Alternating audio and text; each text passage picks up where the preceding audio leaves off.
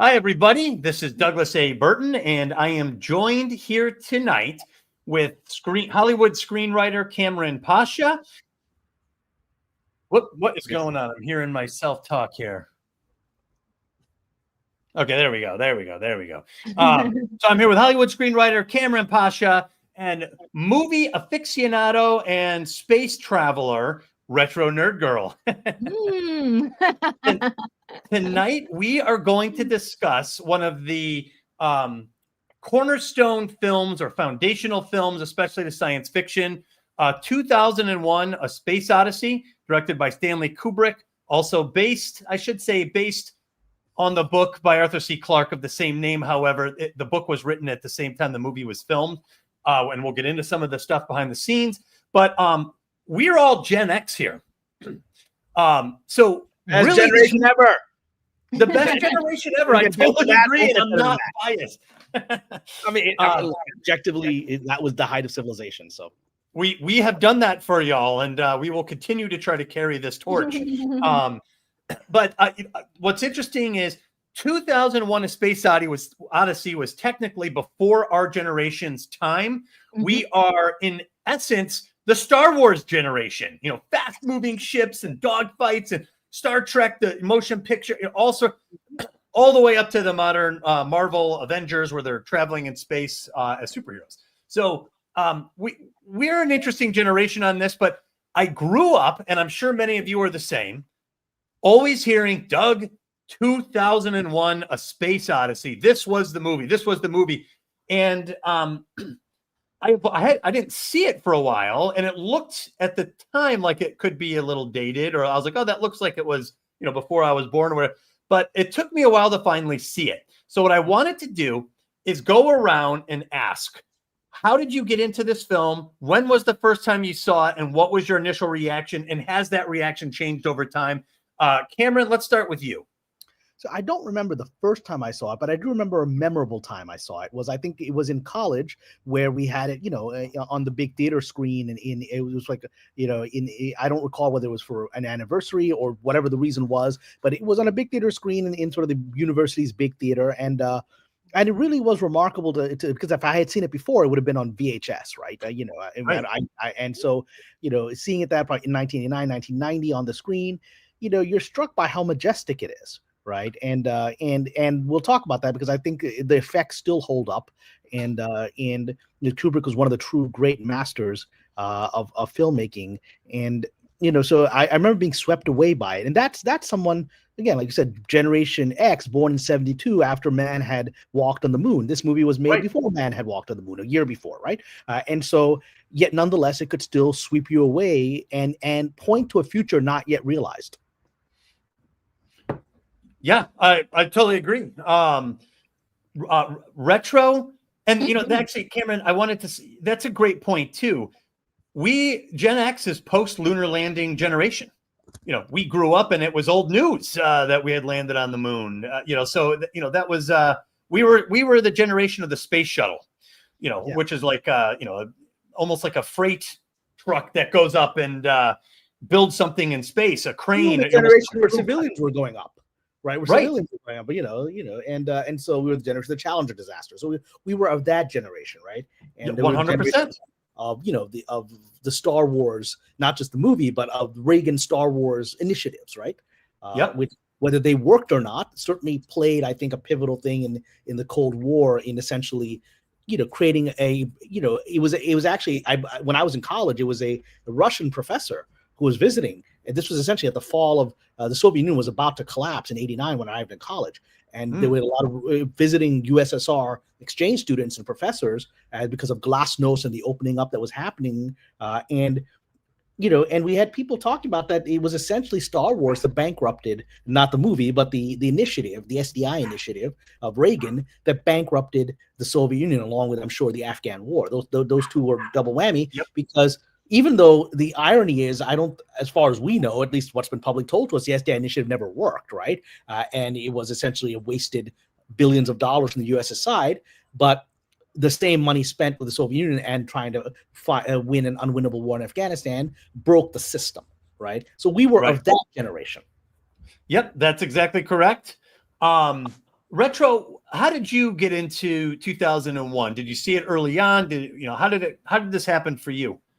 Well, I always loved the old movies, so I wanted to see all of them. But I also I always loved space adventure movies, of course, because of Star Wars. And I think that was like sort of like, it wasn't the first space movie I ever saw, but it was definitely one of those influences was like, oh, this is a great, one that a lot of people like. And it further influenced me as far as like, oh, I want to see every single sci-fi movie ever, which I'm still trying to do that. I'm still on the mission to watch every sci-fi movie.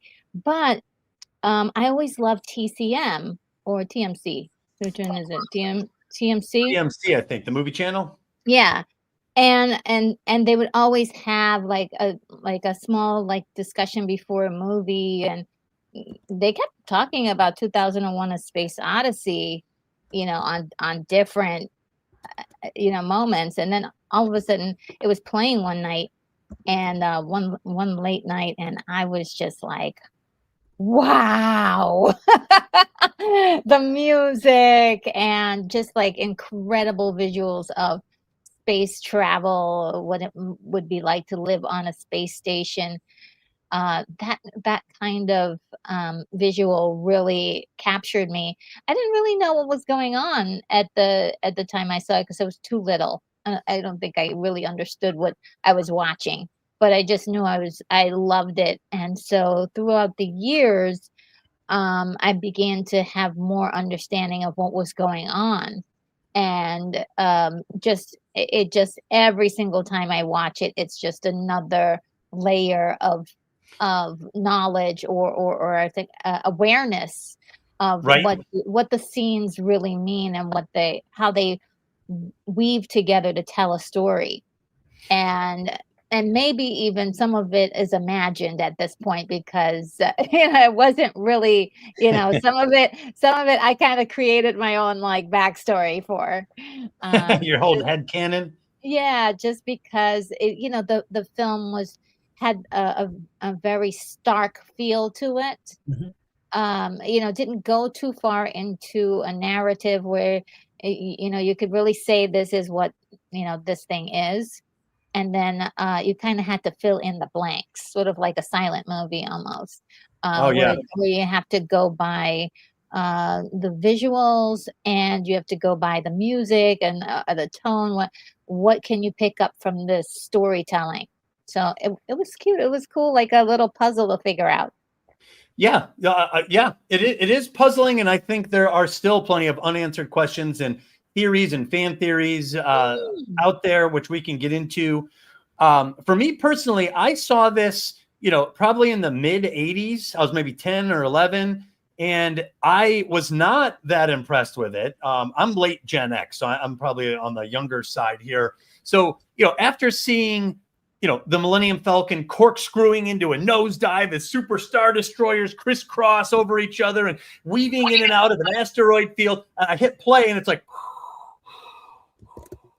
I was like, what is this? This is so slow. How is this even so my child brain was not warming to 2001. Now I did see 2010, the year we made contact, which was based off the sequel with Roy Scheider, who was in Jaws. Yes. That's how I knew him. We had John Lithgow in there. Great movie. It's actually a phenomenal film. I think it's one of the most rated sequels ever. I watched it recently. I could see where there is some wonkiness to it structurally, and probably scenes that maybe could have been edited or dealt with differently. But it is a great film. There are some stunning moments when they bring some of the characters and sets back in. It's like, oh my God, right out of 1968, this world comes back to life. But I had seen it multiple times over the years, and every time I saw it, I began to appreciate it a little more. And I wanted to share a more recent story, which put me over the edge. And now I kind of suddenly became, I shouldn't say suddenly, but almost obsessed with the movie because it's like it all came in, it all connected.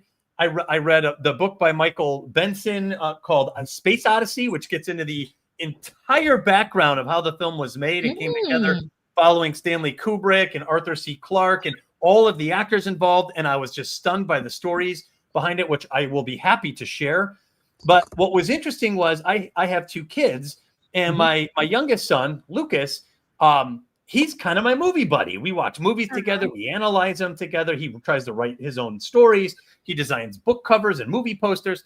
And what was interesting is I decided we were going to try to watch 2001: A Space Odyssey. And even based on my own experience, I was like, this might be a little bit of a gamble for a 10-year-old.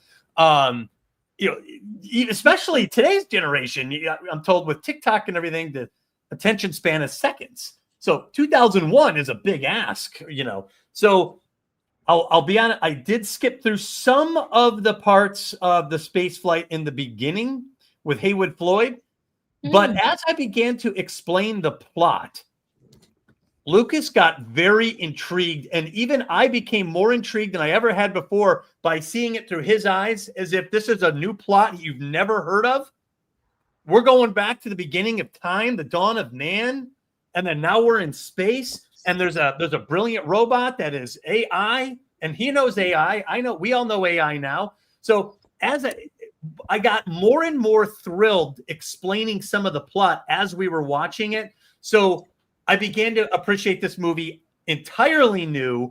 And Lucas, do you want to come here real quick? And oh, that's so good. Hello. So real quick, this is Lucas, one of the newest generation to 2001: A Space Odyssey. And I like to bring him on for a short little segment for someone from a completely different generation to say what they think about some of our favorite films. So, Lucas, take it away. So, I would start with the negatives about the movie, which are very little. I think it was a really good movie overall. Like he was saying, the plot really did intrigue me. How it was new, how AI is evil, because there's all theories about it now that AI is evil, and I use AI to write my to design my book covers. So that's why I was like, oh, this is pretty cool. And I liked the time jump when it was like the planet and then it was space now. I thought it was cool how when they touched the monolith, they started acting more human-like. It was a little slow, like we had to skip a lot from the beginning. I did like the how he could get older in the end when he could like time travel a little bit. I thought it was really cool. I just really liked the movie overall. Out of 10 stars, I would rate it a 9. Very good. Yes. And what did you think about when you're designing your book covers and you're like, hey, I want you to add this detail? Does AI ever say, I'm sorry, Lucas, I can't do that? I have an answer to that, but I want to hear Lucas's thing. So go ahead.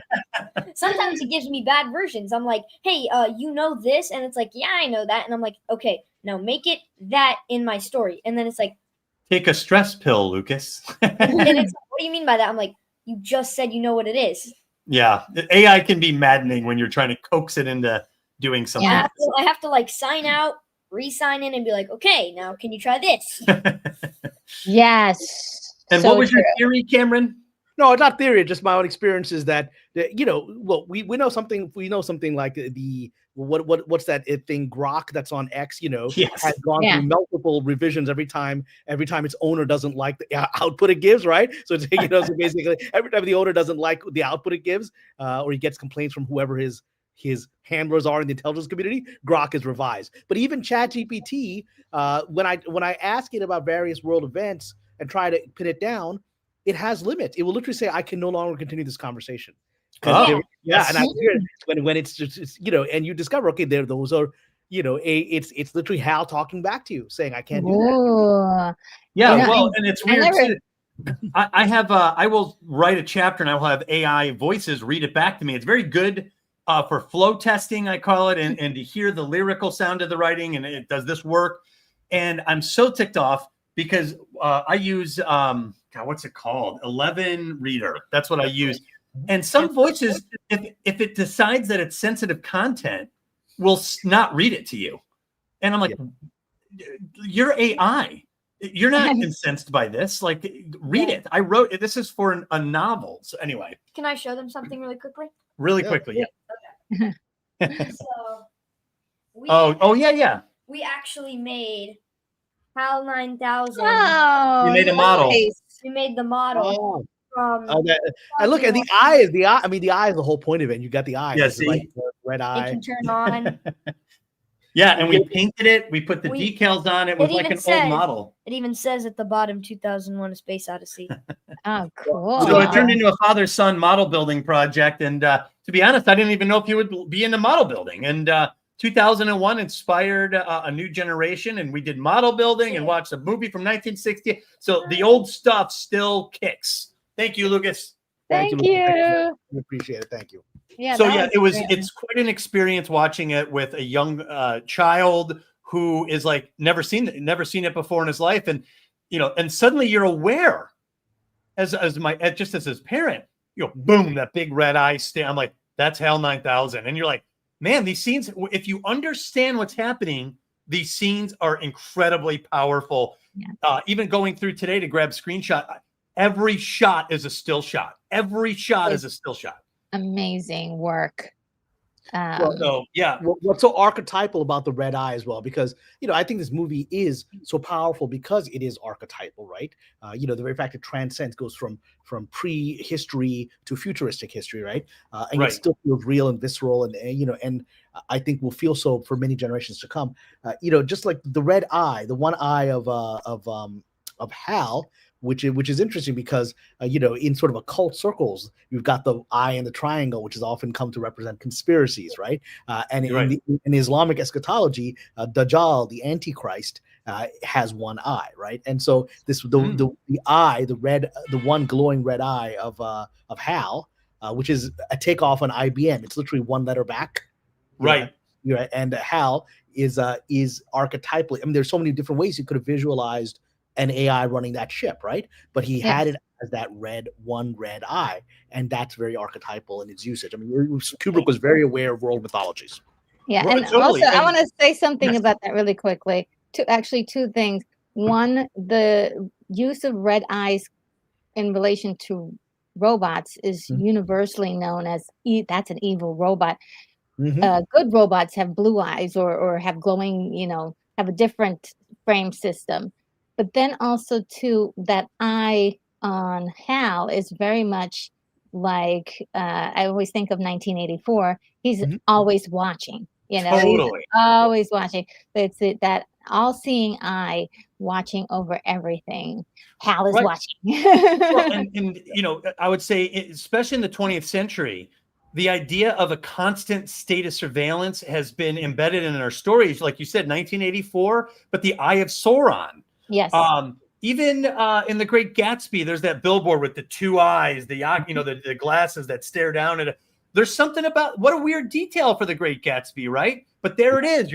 There's something watching you at all times. And what's interesting about 2001 is when you're watching the film, it's there's a certain like subservient quality to HAL. He's just there to do tasks, and he's always in the background. And the more I watch it, I'm like, there's that eye. I found HAL in areas that I didn't see him before in the past, like he is right here. How do I and from the conspiracy point of view, because this movie has been the source of many conspiracy claims and theories, but the idea of predictive programming, right, is this concept that do people in Hollywood under perhaps occult or even supernatural influence seed things into the collective unconsciousness through movies and through general media, and if you believe that, you can certainly see those kinds of parallels within 2001, where you think, okay, this is seeding us to believe certain things. And I was actually today, I saw a one of those YouTube reactor videos, like those Generation Z kids who've never seen any movies or anything. Wow, they watch them. And so people are reacting to what was the name of the Natalie Portman movie where she's Britain is under fascist control. V for Vendetta. Oh, V for Vendetta. Yeah. So she's watching V for Vendetta, right? And she was so blown away how about so many themes that happen. I was like, if you watch the movie, it's all about, how did everyone lose their rights in the West? It was a pandemic that was discovered to have been engineered by the government that took everyone's rights away. And these young kids are noticing, well, how did this come out years before 2020, right? And so, again, one doesn't have to believe that, yet there are these interesting parallels that history tends to repeat what's already been shown in movies and television, which is intriguing. Mm-hmm. And I totally agree. Wanted to let you know the reason why it's making such a big buzz today is because it's November the 5th, and so there was trending November the 5th. Yeah. I have no sense of time anymore, but yeah, of course. There's some reference to that in that movie. Let's watch this, right? Yeah, it's great movie. So 2001: A Space Odyssey was essentially a baby boomer film. Most of you were an adult in 1968.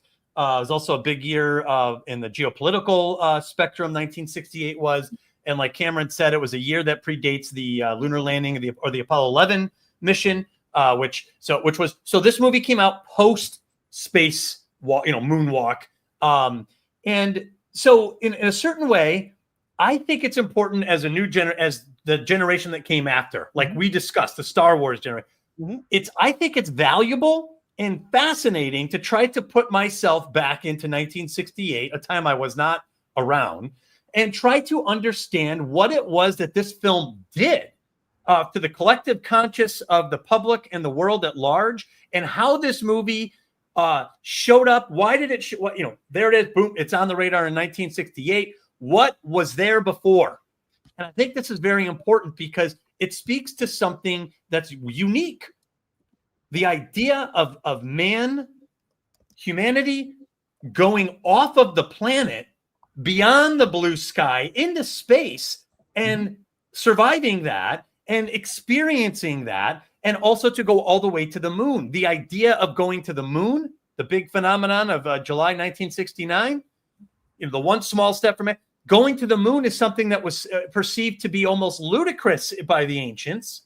Like you're going to go out to that celestial object. So I thought it would be interesting to take a brief amount of time and take some look at how the heck we got to 1968 with 2001: A Space Odyssey, and how this movie fits into this entire spectrum and how it changed everything. Because it was the big phrase is it's one small step for man, one giant leap for mankind. This movie's kind of one giant leap for film, and what it was able to deliver up until that point. I would say that.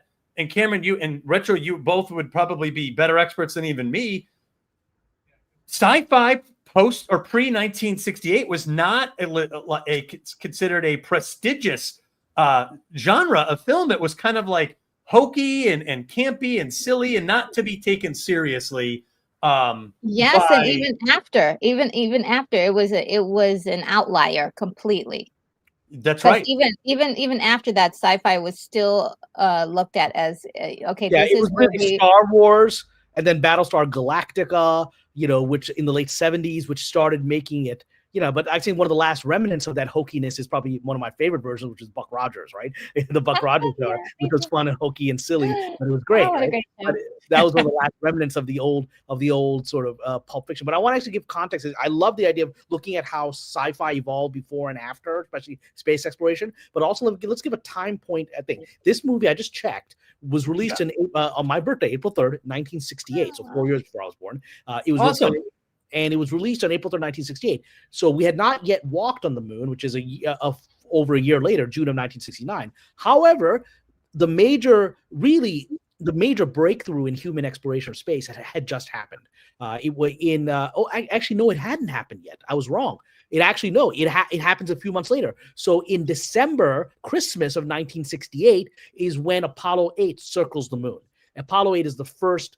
It's after this movie is released. So it really is revolutionary because Apollo 8 is the first time human beings leave low Earth orbit. All the Russian and Apollo missions, the U.S. missions, had all been in Earth orbit, right? The idea of actually leaving Earth orbit was seen as suicidal, right? But you had to do it if you're going to try to land on the moon. You had to try. And so Apollo 8 happens in Christmas of 68, where they actually leave and they go and they circle the moon and come back, which was really, in many ways, it's a greater accomplishment than the moon landing, because the moon landing is just learning to land from that position, right? But the idea of actually trying it was insane. to literally go into space that far and survive and come back, right? But this movie comes out 8 months before that historical event, and it is already showing deep space exploration. Yes. So I want to get into that with through the lens of storytelling and film and novels, because this is the catalog of the human imagination, of which I think Kubrick has done something special and has contributed to that long lore. So I did a little bit of research into where this all came from, how the human mind got here. And believe it or not, one of the first mentions of space travel and landing on the moon comes from the year 175 AD or CE, whichever one you prefer. It's the Lucian of Samosata wrote that it's a satire. It's meant to be a joke, something to laugh at. There's a traveler, he's on the sea, and the whole point of this satire, I found this fascinating. What is it satirizing? Mythology. The writer was like, all these human beings believe these stupid Greek mythology stories and creation stories. How do you believe this stuff? This is insane. This is ridiculous. So he wanted to make fun of mythology by creating a story that was so ridiculous that it was meant to mock the idea of anyone who believed in mythological creation stories. So he creates a character who is on a ship, and there's a big storm, and the ship is swept away to the moon, where he lands on the moon. This is absurd. This is meant to be the absurd, that the ship lands on the moon where he encounters these spiders and everything and fights them. And then there's all sorts of these bizarre tales in this. But it was the first really known event of a human mind conceiving the idea that a human being could leave the earth and at the same time reach the moon. 175. That's antiquity right there. So we have gone back pretty far. And this, I didn't even know this until I did this research. One of the next major events for the idea of space travel comes from. Whoops! Let me remove this and put this up here. Copernicus. Mm-hmm. Copernicus wrote a novel called Somnium, which means the dream, I believe, in Latin. I think he was living in Germany at the time, and wrote a novel about space travel, and it's grounded in the scientific knowledge of the 17th century. So this was a real effort by a human being to come up with science fiction. I'm going to write a story based on what I know about science, and we're going to go into space in this story. Kepler himself wrote a novel. I never knew that. So those are some of the big ones that I don't think many people necessarily knew about. But then, of course, we jump. And by the way, you could buy this book on Amazon, Kepler's book, if you want. Still available. Wow, okay, amazing. Yeah, isn't that amazing? And you could buy that mythological satire, A True Story. And of course, we have Jules Verne. Jules Verne wrote a novel. He wrote two, actually. There was a sequel. He wrote From Earth to the Moon and then All Around the Moon. Oh, okay. So I did not know about the sequel. This is 200 plus years after Kepler's science fiction novel. Jules Verne writes about space travel based on the scientific knowledge of the 19th century. So it's written for modern audiences, right? This is new science, and it's a little bit more grounded, a little bit more advanced. And I did not know that he wrote a sequel, but now, Jules Verne, I mean, one of the big dogs, every author knows who Jules Verne is. So now we're going to start. What's amazing is how quickly this moves into our collective knowledge. Because I'm obsessed with Jules Verne. Before we go on to that, the two novels are, the first novel, From Earth to the Moon, is essentially a plan to basically just fire. It's using the technology in his mind is to fire a rocket, essentially like through a massive cannon towards the moon, right? And the first novel is about that attempt in firing towards the moon, and they're in space. The second novel is it's the Apollo 8 story. They circle the moon. They have a plan to land, and they fail. What's remarkable, this is the first novel is 1865, second novel is 1869, right? What's remarkable about what Verne's did is that he essentially envisaged the entire space program in the 1860s. He envisaged the entire thing. That was who he was. One often wonders where he got his ideas from, right? But he literally envisaged the circling the moon, and then the calculations they need to return, and how they have to crash into the ocean, and the recovery of the ocean craft, right? Oh, wow. Yes. Fine. This is, he Yes. essentially envisioned the entire process that NASA would use 100 years later. 100 years later. Yeah. And he got it pretty much right, which is remarkable. So, but that shows you the power of the storyteller, and the storyteller, the writer, the creative has the ability to creatively visualize and synthesize ideas to come up with these scenarios and to put this together. So there is something in common between the pioneering spirit, the creative spirit, and then the engineers that make this stuff happen.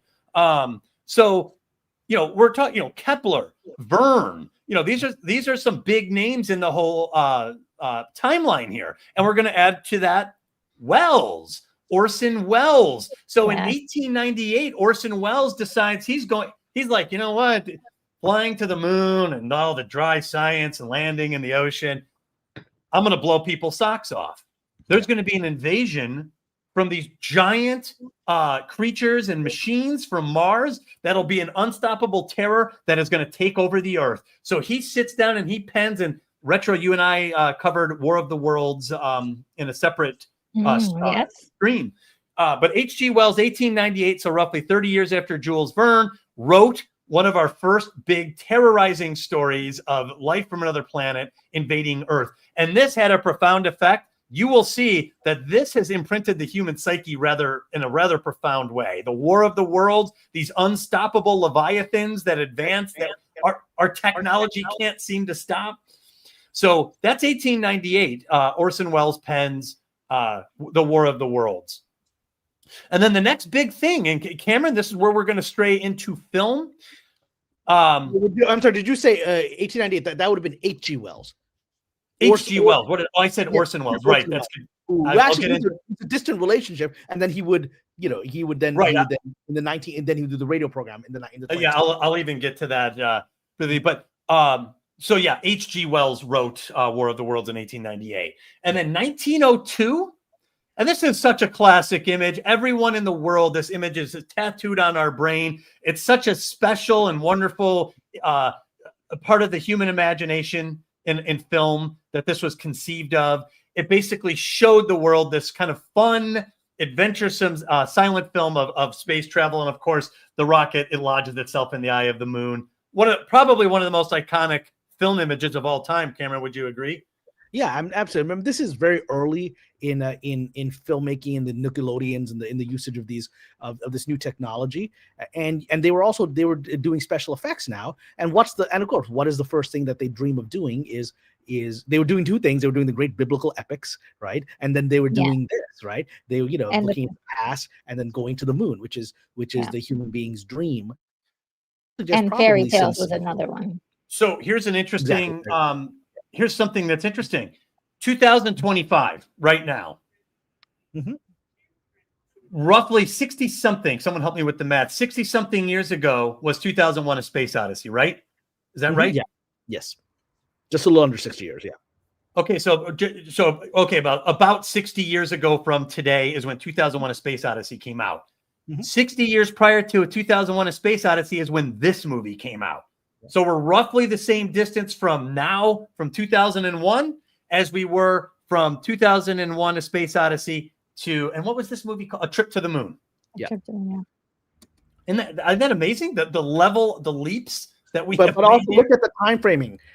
Shortly after this movie comes out, this is 1902, right? 1902. So Wright brothers in 1903 have the first manned flight, right? And that's 1903. And so think about that from 1903 to 1969, we're talking about 66 years. They're already physically on the moon from just figuring out how to lift off the ground, in a controlled craft. Wow, that's incredible to think about that. And it's hard. We take all this stuff for granted, all this technology, but yeah, when you think about it in terms of the human timeline, that has happened in almost a blink. It's a huge leap, though. And then we do have kind of a lull in some of the big science fiction benchmarks as we make our way to 1968. But 1934, we get a special comic book that comes out.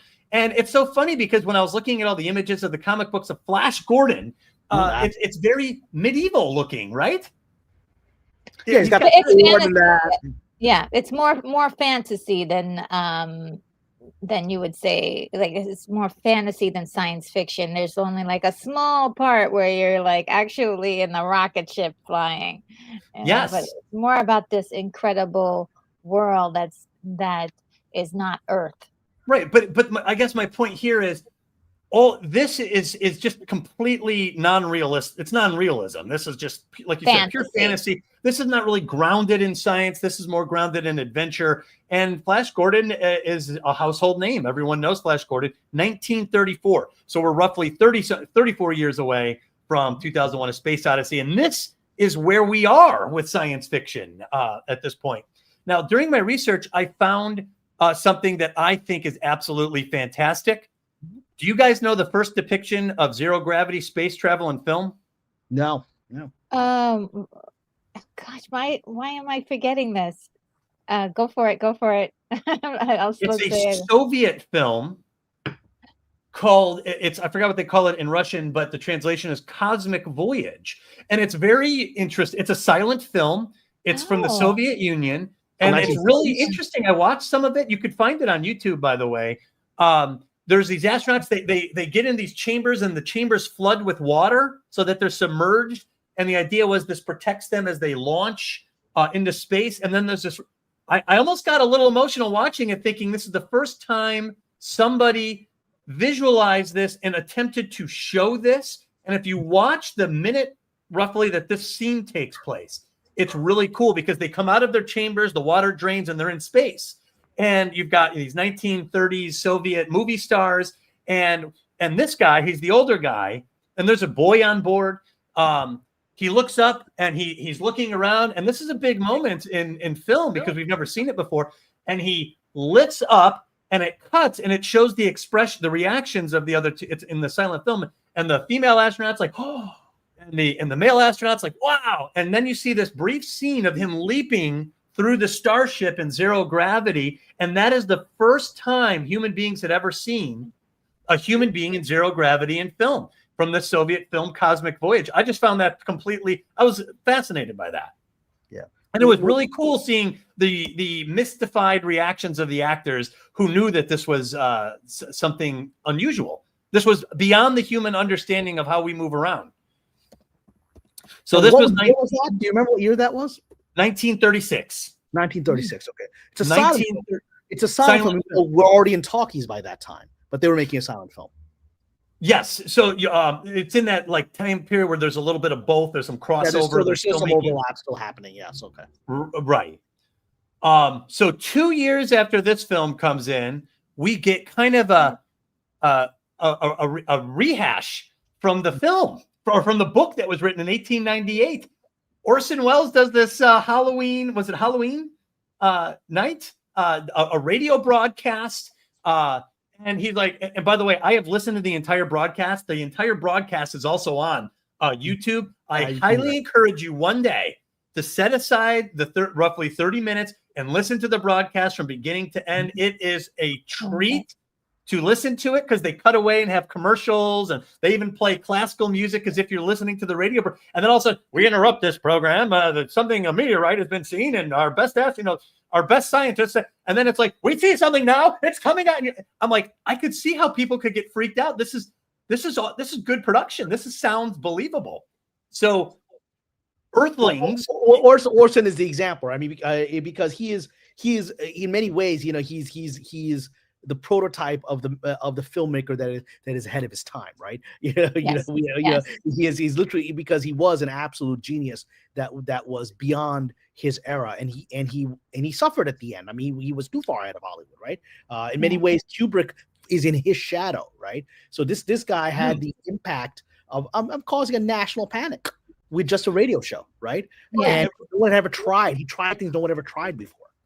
Well, and I also think that this moment shows the unifying, galvanizing power of space travel to the world, definitely to the United States, but also to the world. I think it was just mainly focused in the United States here, but it showed like everyone got behind everyone either believed it or didn't. So this caused a national panic.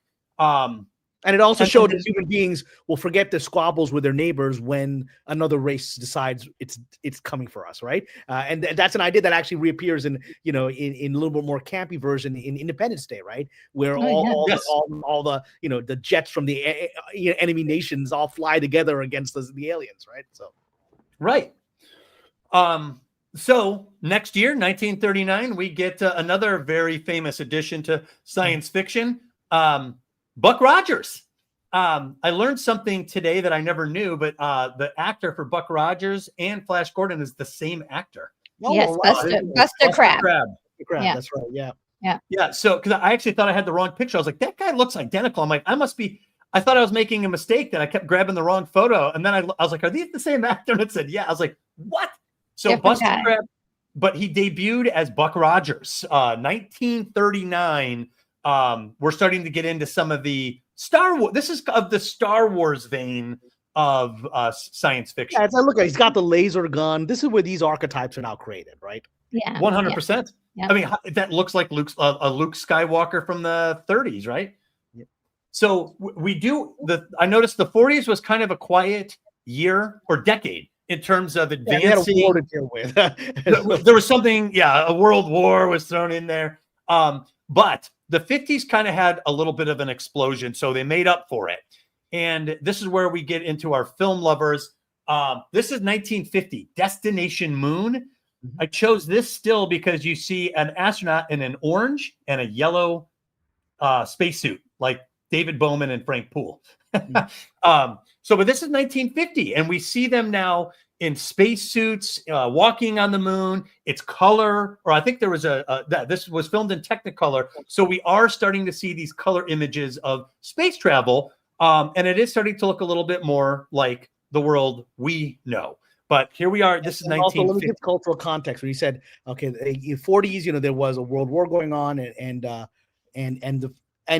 would actually even theorize one of the reasons that these weren't being made was they were just focusing on actual real technologies for space, like the V2 rocket or whatever. I mean, they were focusing on that, and it wasn't. In many ways, I would even think the governments would have not wanted these kinds of futuristic shows when they're actually trying to create real technology to get to that future, right? In a conflict situation, they wouldn't want to give hints to the adversary by a TV show, right? Which is interesting.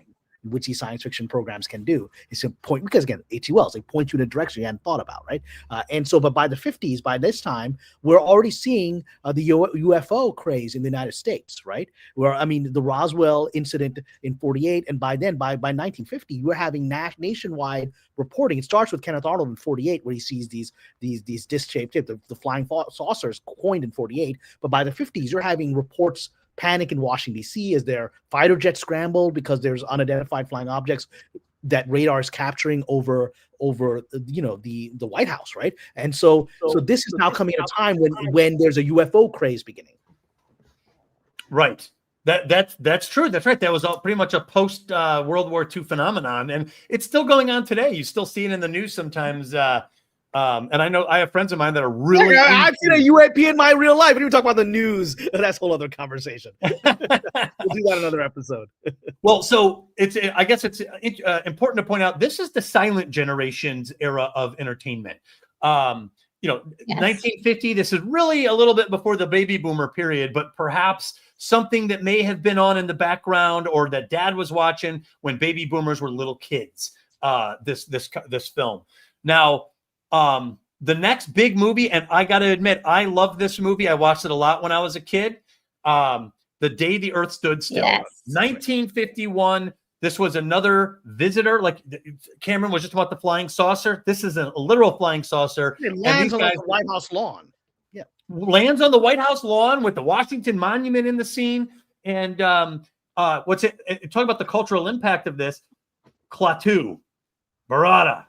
Nikto. People still know this from 1951. Those lines were penciled in by a screenwriter like Cameron, and it's still in the collective cultural. Well, I think a lot of people associate it with Army of the Dead, or that scary movie, the Army of the. It's like Army of Darkness. Army of Darkness. There you go, because it's Well, used very hilariously. In but that it is part of, I guess, Western canon. It continues on. I saw it used in a Buffy the Vampire Slayer episode, so it continues on into the cult. That phrase continues on. Yeah, they Correct. keep reusing it. Right. And this was another film now where the visitors from space do not have good intentions, or at least I guess you can make the case were misunderstood. Gort. No, I thought they had good intentions. Remember, they had good intentions. You're right. They actually came with a cure for cancer, and when he tried to present it, they shot it out of his hand, right?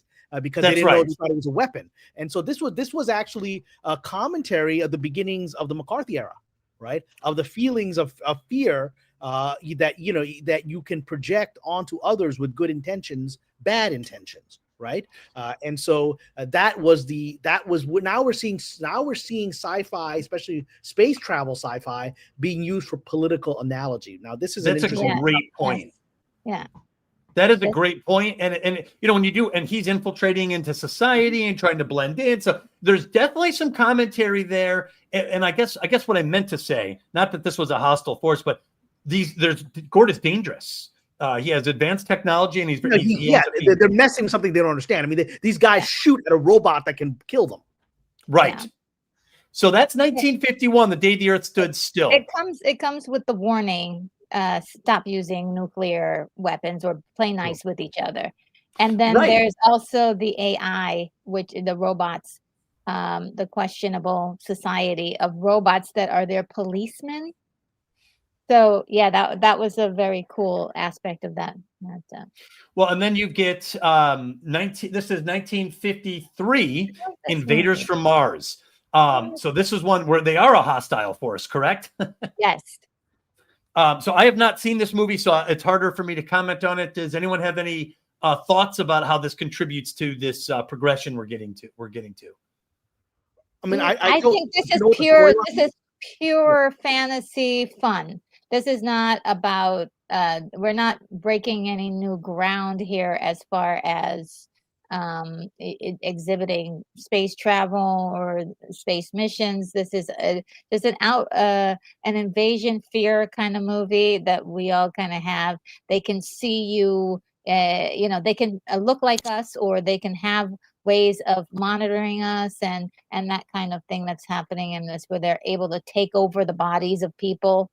And almost like Invasion of the Body Snatchers, where you're kind of trying to figure out who's who. So again, there's a political element to that, because that's the flip side. That's the flip side of the McCarthy communism, right? Yeah, that's the flip side of your neighbor is spying on you, right? Yeah.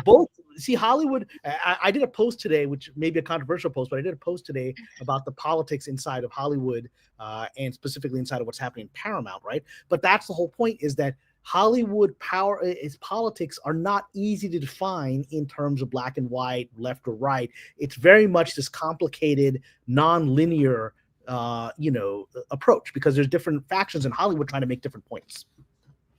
Yeah. Yeah, I didn't get to read that one yet. But I saw it, and I definitely will be reading it, because I want to hear what you got to say on that. But it definitely ties in, because we are talking about how science fiction is now becoming a vehicle to make political points and also to address national fears. And since we're in the year 1953, how could we not talk about? We're back again. War of the Worlds. 1898 caused a national panic in 1938, and then here in 1953 it comes onto the big screen, and what a film this was.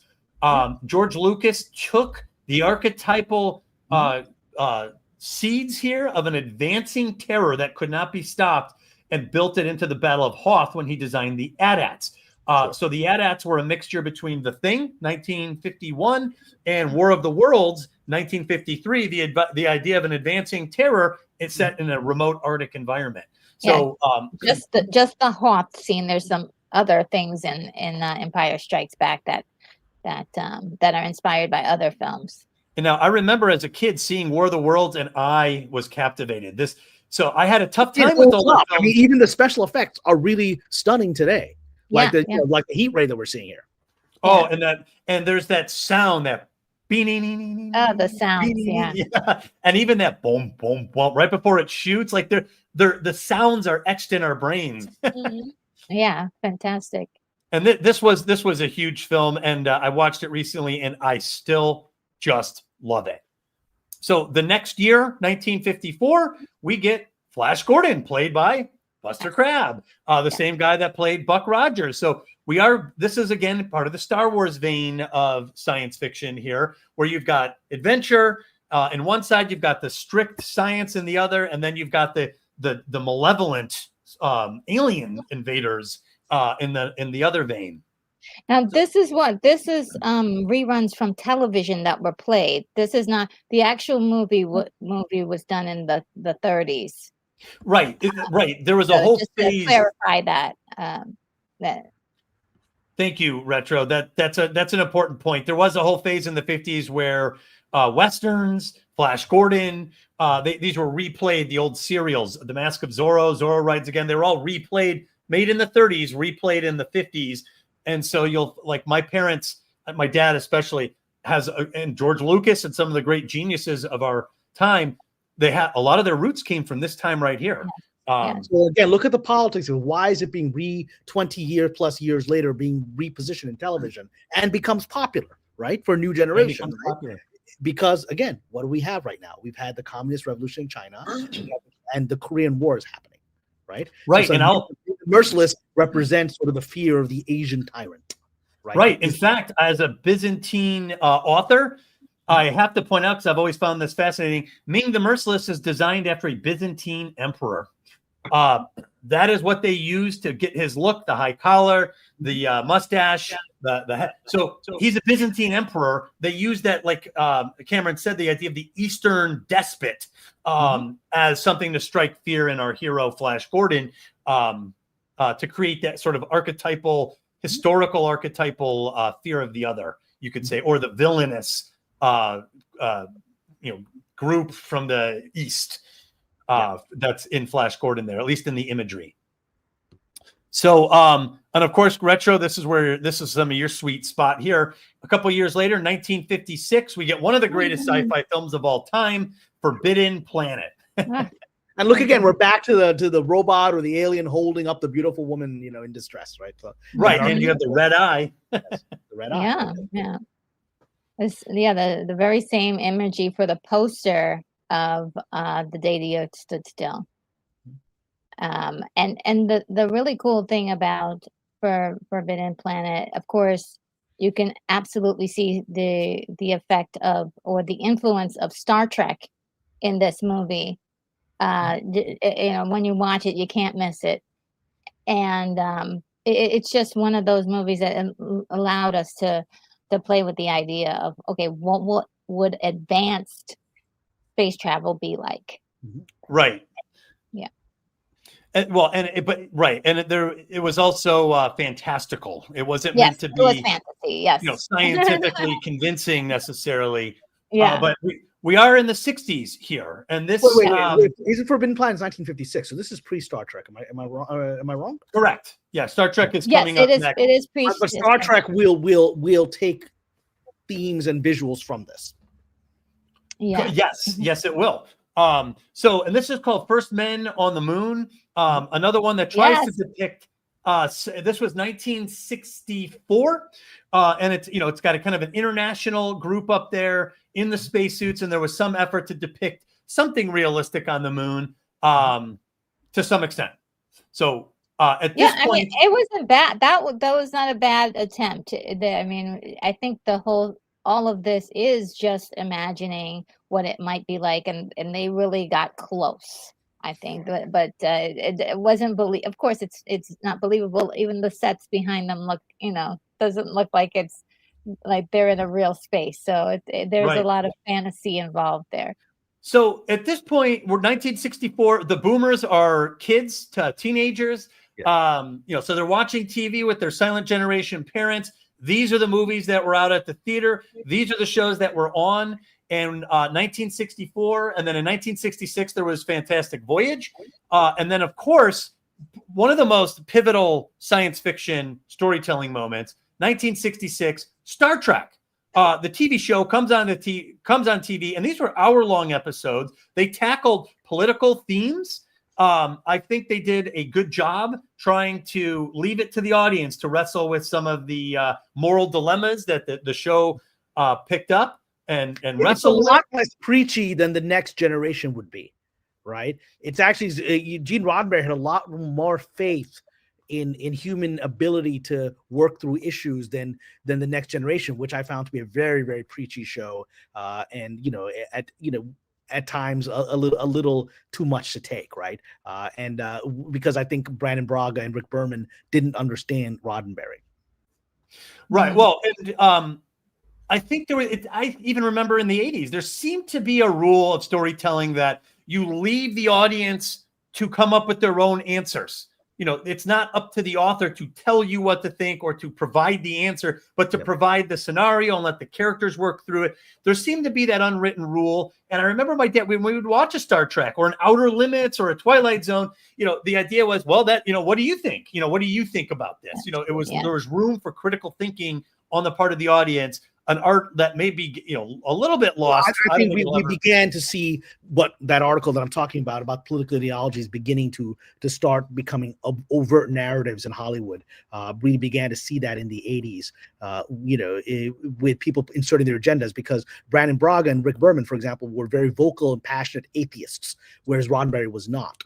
Roddenberry actually had several episodes that dealt with God, with Christianity, right? He actually, and I worked on a project trying to revive. He would do a TV pilot that was a movie that never became a series, called Spectre, where he was dealing with demonic possession. It was it's X-Files, 30 years before the X-Files. And I've read Roddenberry's personal notes. He was absolutely believed in God and supernatural and angelic beings. He believed in that, whereas Berman and Braga didn't, and they felt they had to ram that through in their version, right? So we saw a change from the sort of wondrous open thinking that we see here to something else. But let's stay focused on this. I just wanted to give that context, because Star Trek itself is revolutionary, and then I think there was a pushback against it. Was a little too revolutionary, again, too far ahead of the curve. And here we have, they're not wearing spacesuits. They're traveling comfortably in space. There's a big emphasis on their ability to use technology. This isn't a small ship. This is a large capital ship. And they're on a 5-year mission. They're exploring space. So this is kind of like you said, it's the one look for astronauts that we get, like you said, borrowed a little bit from Forbidden Planet, different from the other, more realistic NASA-style astronaut with the spacesuit and the helmet and everything. But essentially, this is where we are by the time we inch up to 1968. Star Trek is on for a second on the screen. I just want to say for 1 second before we go. So 66, again, what's revolutionary about this is just look at the screen. We've got a multiracial, multinational cast, right? We've got your Chekhov, who is a Russian. To have a Russian be the pilot or navigator of a starship that's run by Americans, right? This is really, this is just post Cuban Missile Crisis, right? This is really revolutionary and in some ways dangerous kind of storytelling. But that's the point now, is that Roddenberry was saying that space represents an evolution past where we are today, which sets, I think, certain things in motion then. Yeah, and his vision, I think, is he gets closest to it in Star Trek: The Motion Picture, which doesn't come out till '79. But Roddenberry had a vision. He's a visionary. He's one of the big dogs in this discussion. This was his show. This ran for 3 seasons. So 1968, I think, was its 3rd and final season, or right around there. It might have been in season 2. But this show is new, and new episodes are still coming out as 2001: A Space Odyssey is about to debut. But thus far, we have mostly seen unrealistic, visually, obviously, artificial environments and fantastical. I mean, they're fantastical. Even the audience kind of sense this isn't actually real. Right. And we just accepted that if you're going to do sci-fi, you can't make it look that convincing. I mean, come on, it's sci-fi. We understand why. So the audience was in essence conditioned to accept it. It's like when you read a comic book. You're just sucked into that world, and you let the images on the panel kind of get you there, right? But it's perfect for the imagination. Star Trek was a defining show. And Captain Kirk, I mean, he's one of the great Western heroes of all time. And to Cameron's point, You do have a diverse cast all across the board, and they do handle big issues. I think they had the first interracial kiss in Star Trek. Is that right? That's correct. Uhura, Kirk and Uhura, yeah. Kirk, right. So, I mean, these are some big things. So science fiction is at the forefront of experimental storytelling, of something new and exciting. This was the time, I think they said the late 50s is when you started to get, and Toy Story, the animated movie, is based on the transition from the American heroes found in the old Westerns to the new American hero, which is found in space. You have Woody and you've got Buzz Lightyear competing at around this time. So, Kubrick, and again, both of those represent pioneers. It represents people exploring an area they do not fully know or understand with threats they do not understand, and requires a lot of entrepreneurialism, ingenuity, and pure courage, which is what we're evolving to when we get towards 2001. And cooperation. There is an emphasis, like you said earlier, when the invading aliens come in, humanity unites. So this is humanity united, exploring the universe, the known universe, and running into problems and moral dilemmas. So this is essentially where we are. And I wanted to kind of hand this off to Retro. Tell us about 1968, which I have your stills here, by the way. Oh, great. I thought I did. Oh, no. Did they, hold on, all files. Oh, are they not going to show? Shoot, they didn't download. Do you have them? If you have them, share them with me. I'll put them up. Okay. The file hold on didn't then. save. So 1968, and this is a cool little detail I'll point out. Did you know that Planet of the Apes and 2001: A Space Odyssey came out on the same day? April 3rd, 1968. Oh, wow. Yeah, it didn't hurt either one. Well, at least it didn't hurt. It didn't hurt Planet of the Apes, that's for sure. Okay. So both show the dangers. Both show the dangers of technology, right? Yeah. That's interesting. They both show because we've had like a Star Trek showing all the hope of technology, the transporter, and all these things, right? And now we're suddenly. And maybe we can link into what's happening now in 68, because 68 is one of the most tumultuous periods in American history politically. Right. You've got the assassination of Martin Luther King. You've got the assassination of Robert Kennedy, right? The Tet Offensive. Tet Offensive. You've got the world being turned upside down. It's not something, it felt like the breaking of civilization for a lot of people. And so I think technology was now being viewed with suspicion. Great point. Yeah, 68 is a red letter year. It's considered pretty much the height of the revolution, in America. So, Retro, you want to walk us through where we are here? We're in 1968. We're walking around. Yeah, What's at the we're theater? hanging out. The highest gross movie of the year was Funny Girl, which is a musical drama, and so that kind of gives you a lot of the old school Hollywood movie that was like doing so well throughout the 40s and 50s. Funny Girl just kind of making sort of standing its ground, I would say, because it was slowly fading out by then, but somehow, we got Funny Girl and quite a few other musicals that still were valid, but again, this was starting to go away as the 70s kind of crept on. And then we've got horror with Rosemary's Baby. That was quite the movie. We got Night of the Living Dead. I mean, that was a groundbreaking movie. And then we still had some cowboy western movies still in the play. A lot of them, there were like at least like 50 of them that I saw. And I was like, wow, that was a big genre for 1968, which is really interesting because these are genres that we don't really deal with now, right? Musicals and comedies and westerns and comedies. They're not so popular right now. I mean, there are some movies, but they're just not as big as they were back then. That was like the meat and potatoes of your movie going experiences, were those types of movies. And then you had the thriller. So you've got the Thomas Crown Affair, which is sort of like a crime heist movie. You've got Bullet. Steve McQueen really, being quite the star of the year. And then you've got Yellow Submarine with the Beatles. I mean, that's kind of like this is just sort of like a salad of so many different genres that we don't experience so much anymore. I thought how unique to kind of revisit that as a look at 1968 and what was going on in the world of film at that time. And the next one is definitely going into the science fiction genre. That is, these are like some really low budget movies here, but actually really good. I've seen all of them. So we got Project X, The Green Slime, Voyage to the Prehistoric, to the Planet of Prehistoric Women. These are just really low budget movies with terrible special effects, and they're so much fun to watch if you're a fan of the genre.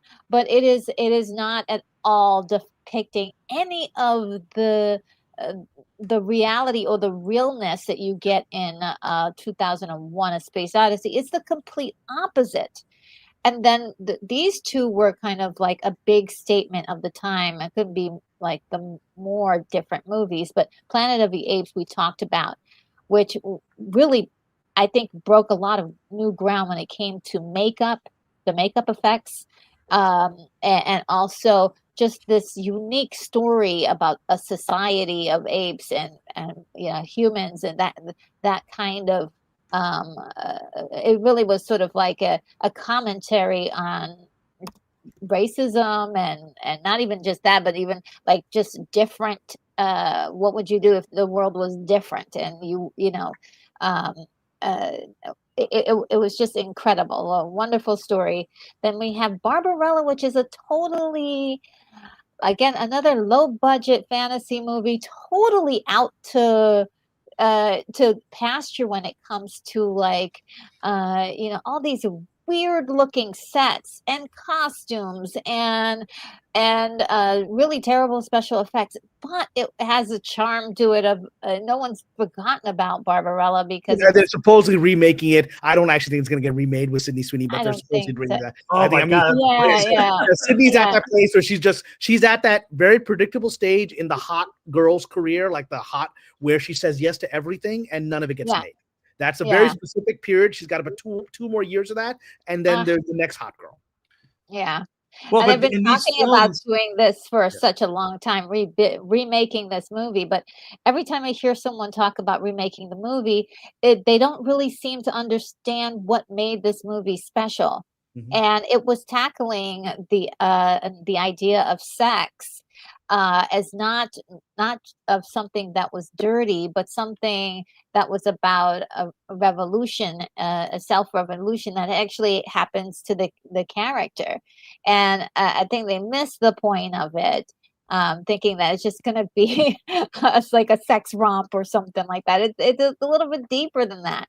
And at the same time delivered these incredible visuals. Like once you see this, you will never forget. It's almost like an acid trip too, in its own way. If you just look at those incredible visuals, you'll never forget it. You'll never forget it. Can I take one moment to just give a personal thing? So this movie was produced by Dino De Laurentiis, who's one of the great producers of the 60s and 70s. He also made Condor and all these incredible movies. And so so I actually got to work with him, Dino De Laurentiis. I actually got it was incredible. He has I met with him, met with his lovely wife Martha, who's also recently passed away. But she, he had the Alfred Hitchcock, original offices that he had for himself, and then. They had approached me to and it's going to sound unbelievable, but it's actually fully true. They'd approached me to potentially remake 3 Days of Condor. They just liked something I wrote. They thought it was very much in that vein. So like, Martha, his wife, just championed me, and she said, "I think this guy was not certainly not known as a big movie writer. I've been doing television.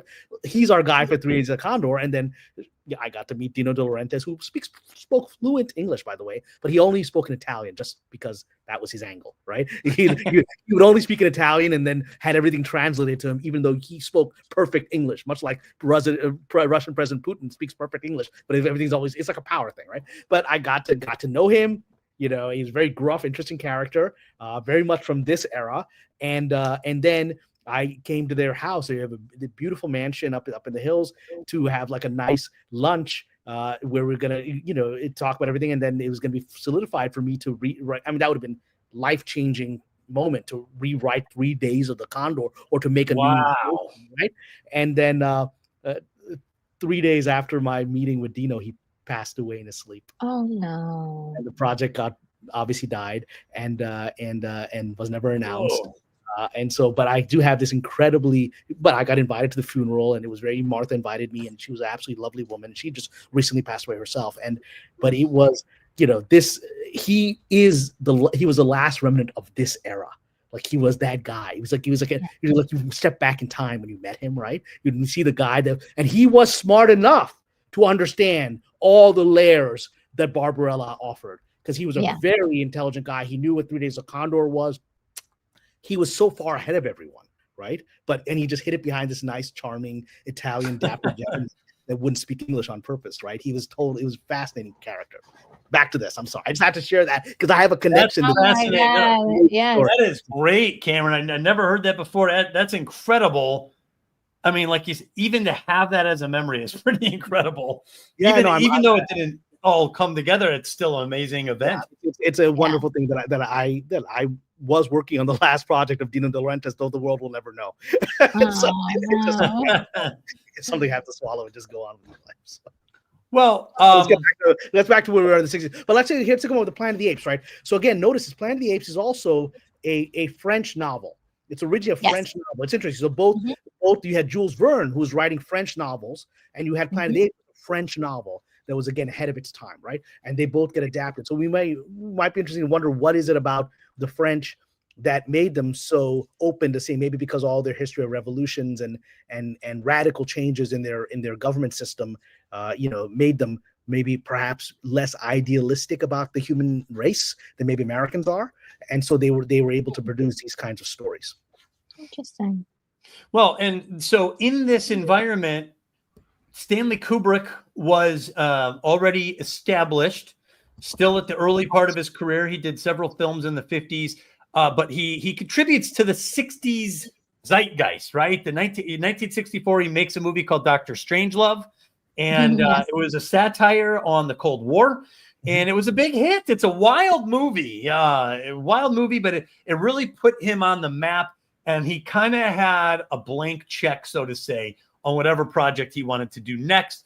And he says, I want to do a good sci-fi movie. He gets it in his head that he wants, there's the Barbarellas, the Flash Gordons, all these fantasy artificiality, but fun, but clearly artificial films. And he got it in his head that he was going to do a science fiction film that looked real.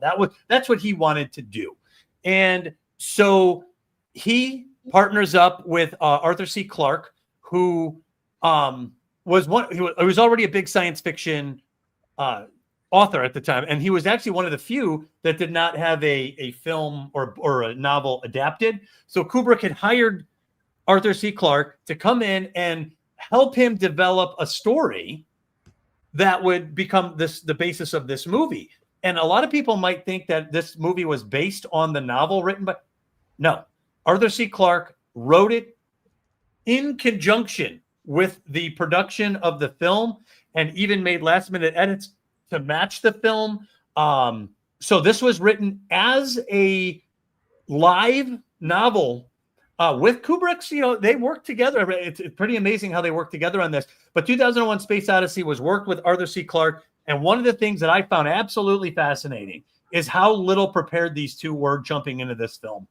The impression I got was that Kubrick wanted something big. He wanted something bold. He was aiming high.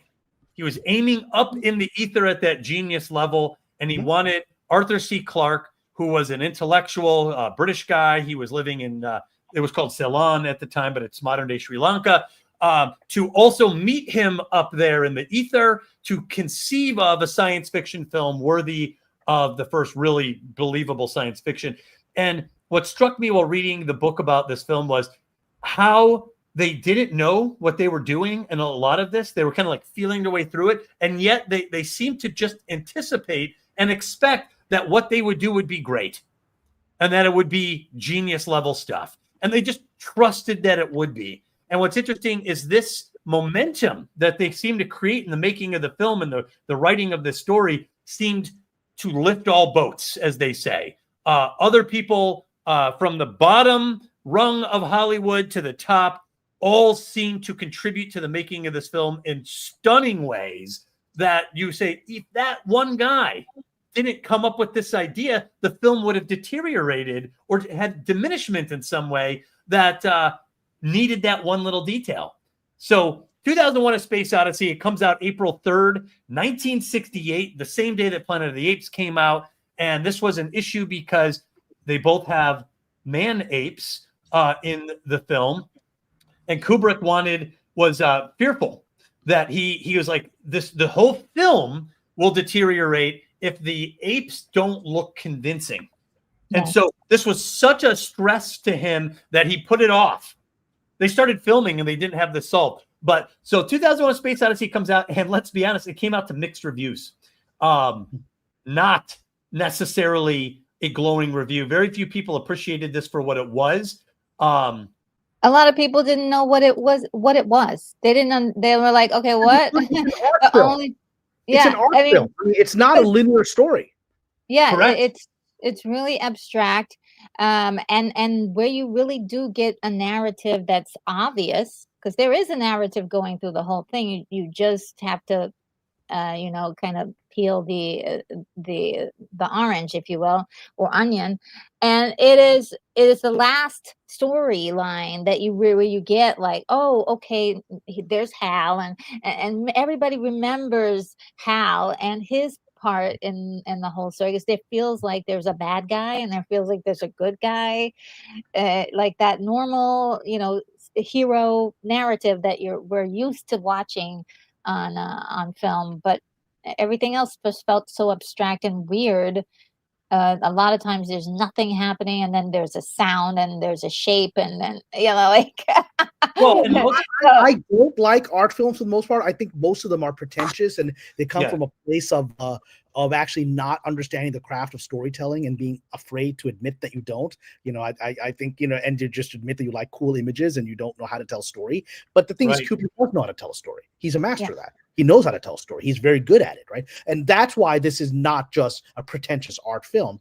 He's telling a story in the way that the great sort of spiritual poets of history, like Rumi, right? Like Homer would tell a story, right? These great poets of the human condition, able to using these archetypal images that get under your skin, right? Because he actually does have points to make, and he's very confident about those points, right? But he's so confident that he doesn't need to rely on linear storytelling, because he knows the soul is going to respond to this, which is why it works. Perfectly said, and I couldn't help but notice how much archetypal power beams through the screen at you can hit pause anywhere you want in this film and stare at the screen, and there's something there. There's something profound there for you if you want to, if you let it in. And even if you don't understand it, you sense it. You sense that there's something there. And when you think about the structure, so Cameron and I, and even Retro and I, we love talking about story structure. And what's interesting about 2001: A Space Odyssey is it's very unstructured in certain ways. I mean, think about it. There's like different stories. You've got a story at the dawn of man. You've got the story of Haywood Floyd and this idea of the monolith. There's this alien object, which is kind of like a symbol or metaphor for a godlike presence in the universe and here on Earth.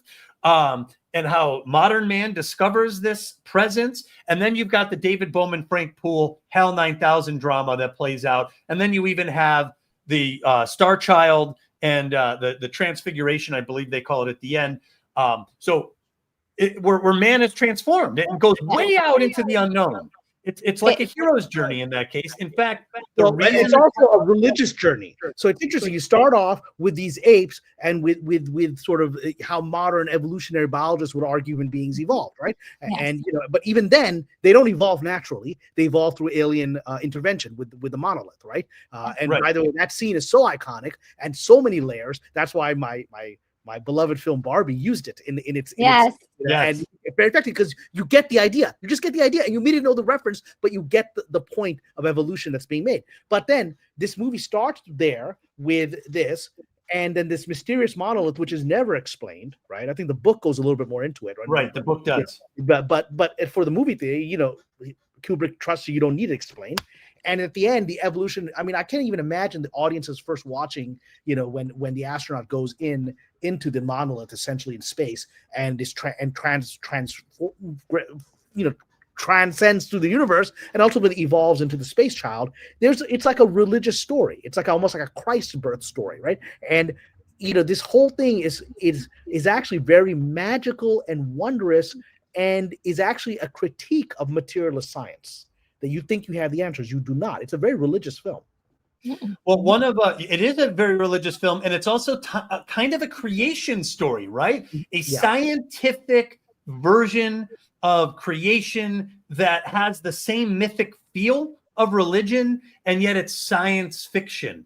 And that's unique. I think that's still unique to this day. In fact, you mentioned Homer a second ago. He wanted that sort of mythology. Which is funny because we said one of our first scientific stories or sci-fi stories of all time came in the year 171 as a satire of mythology. And here we are back to mythology. The reason he calls it 2001: A Space Odyssey is because of Homer, because of the Iliad and the Odyssey. And so he wanted that reference to kind of cue you in that we're going out into the unknown, and it's not like any unknown you've ever known. And we're going to go out and we're going to go into it, and you're going to be changed. When you come out in the original Odyssey, deities are involved. Deities and supernatural forces are involved, and that is the implication here as well. Right. So the movie starts, and I want to get into this a little bit. The movie does start with so you're confronted with this image, outside the theater. Oh wow, it's a Space Odyssey by Stanley Kubrick, the guy that did Dr. Strangelove. Whoops, I didn't want to do that. That's not what I was looking for, guys. Hold on, give me 1 second. And it opens with not space, but what looks to be an African savanna, desolate setting, and this very ambitious title, "The Dawn of Man," which was something that was in the collective kind of consciousness at the time. There's a lot of existentialist writers and thinkers. You mentioned Martin Buber. There's a lot of this existentialism and thinking going on. Altered States, remember that movie? So The Dawn of Man opens with this setting, and Kubrick, I found out, was absolutely terrified because he knew that he wanted the movie to open like this, and he had the problem of the man in the ape suit. That's what they called it. The problem with the man in the ape suit, because if the audience sees a man in an ape suit, the illusion is shattered, and you could do perfect at the end of the movie with all the space stuff, but if you get the man in the suit wrong, the movie collapses, and you have to lead off with this. So this was, by the way, this is further evidence for me that the Gimlin-Patterson Bigfoot film, which was made 1 year before this, is real, because you still can't mimic that ape suit if it's fake, right? And Kubrick couldn't do it. Kubrick wasn't confident he could do it. So, but so here's something fascinating. I mentioned how there's a genius momentum that this film seemed to have, that anyone who walked into this sphere became in the presence of this genius momentum, this force that this film seemed to have. And what I found, one of the most fascinating things that I read about in the making of this film has to do with the man in the suit problem. Mm-hmm.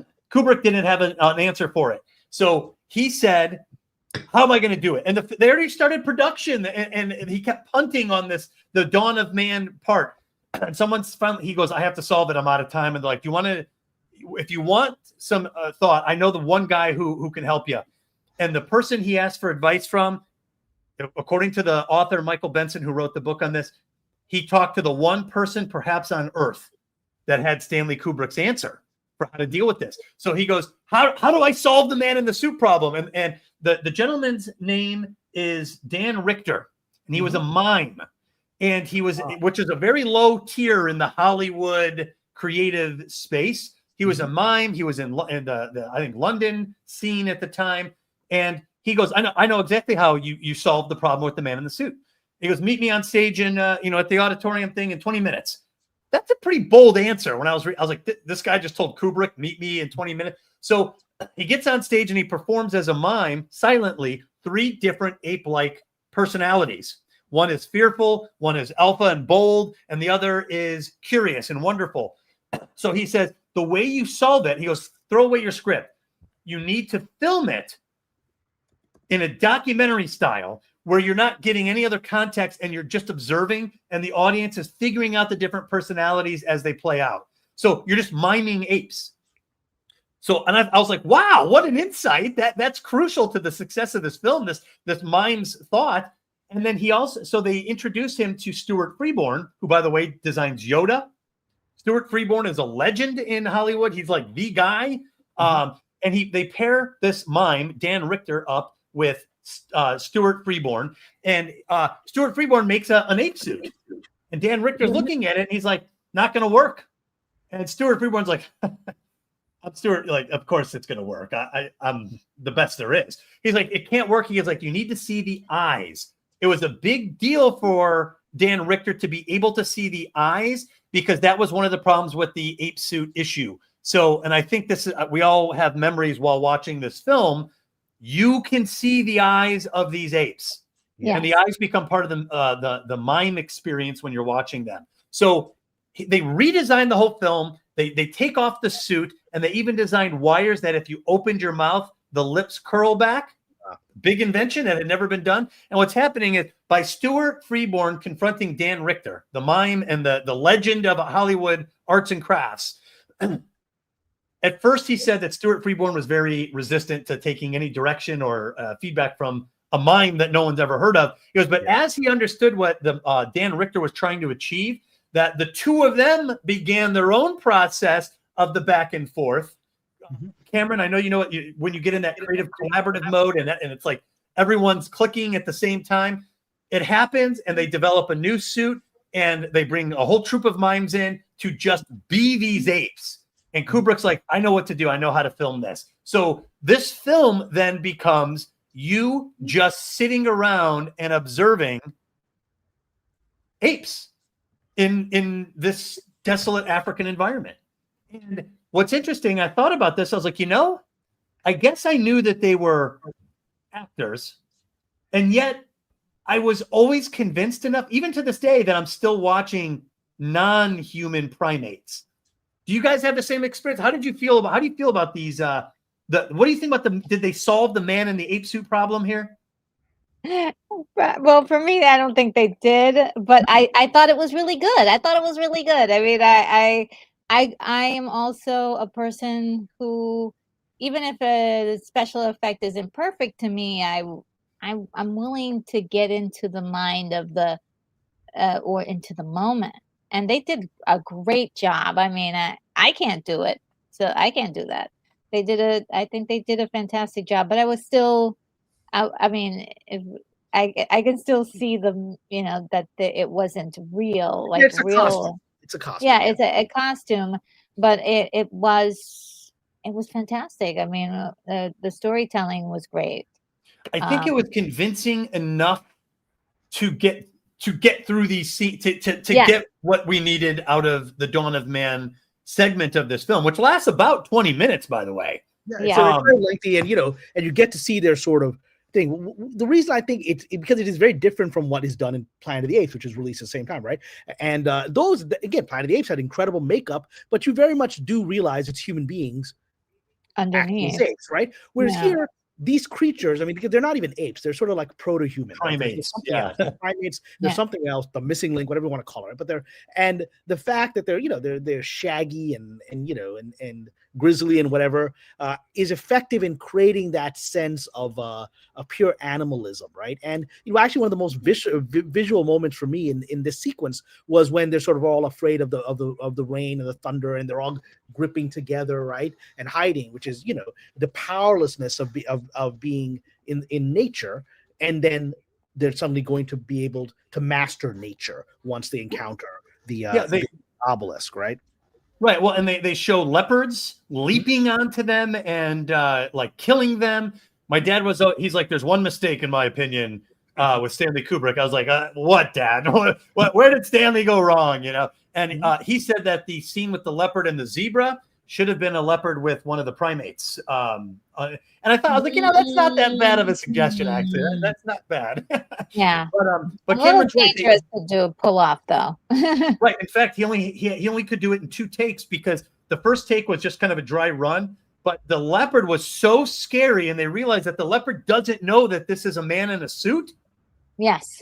So the leopard became right. So they did it in the take you see in the movie is the one take they had, and it's cool because you could see the glow in the leopard's eyes as I would be scared if that thing looked at me like that and came at me and leapt at me. I think I'd be pretty freaked out. But they show that the existence sucks for the descent or ancestors of man. This existence sucks. They're starving. There's food all around them they can't even tap into. They're constantly foraging for nothing. They're getting kicked out of their water hole by a more violent, a more powerful troop of apes or primates. And leopards are preying on them, and they have to sleep in caves, like Cameron said, in absolute fear. And then you get this really stunning and unforgettable sequence where the one ape opens his eyes and he sees something, and you don't see what he sees for a while. He's alarmed by something. And you see this incredible visual. It's just a black monolith. It's a shape. It appeared overnight without explanation. Yeah. Without explanation. And it's so alarming that it shouldn't be there, that the ape starts, howling and screaming and reacting and alarming the rest of the troop. And the troop reacts in a similar fashion. They're all kind of hopping around. And there's something about this immovable object that is not responding to any of this, right? It's part of the landscape, but it's not natural, right? It's not from there. And the apes know that. You guys remember a few years ago, we had this bizarre obelisk were popping all over without explanation. I don't think that was ever explained. There was a few years ago. I don't think it was ever explained. Wow. Obelisks were actually appearing all over the world, like overnight. And to this day, I've not seen a convincing explanation as what those were. I didn't even know that. You should look it up. Wow. It was a period about 2 years ago where for about a month, obelisks like this were appearing all over the planet, in Russia, United States, all Europe, in the most random places. People would be going through the woods and finding them, like, who put them there, like in the middle of the woods, and then they were all taken down by their governments, and it's as if it never happened. No explanation has ever been reported that I found. Cameron, did you touch one of those obelisks? Was there any music or timpani drums, anything? All I'm telling you is it's one of those great, mysteries that literally, like you say, you don't know about it. It was only 2 years ago, and people were like, this is some kind of trick. It's some kind of marketing scheme for some product, and then it just vanished off the news. Circles and stuff. Then it just vanished off the news, and there's never been an explanation that I've bought as to what was happening, because globally they would appear in the most random places. Like a mountaineer would find them at the top of a mountain. Like, who went to the trouble of putting this obelisk there that wasn't there the day before, right? And so, it was a weird thing. So again, prescience of Kubrick, I don't know. Yeah, because that's awfully similar scenario. A kind of a shape that doesn't give you any information, right? You can't tell there's nothing there. And they actually had a debate for this scene, how they were going to show that the primates gained intelligence from this. And the original idea was that they were going to show images on the face of the monolith. Another idea was that it was going to be beamed into their eyes, almost like in the Matrix, where he's like, I know Kung Fu. And that someone else said, no, you don't want to do that. It might have even been Dan Richter, but he's like, touch and then show them coming up with a new idea, which then became one of the famous scenes.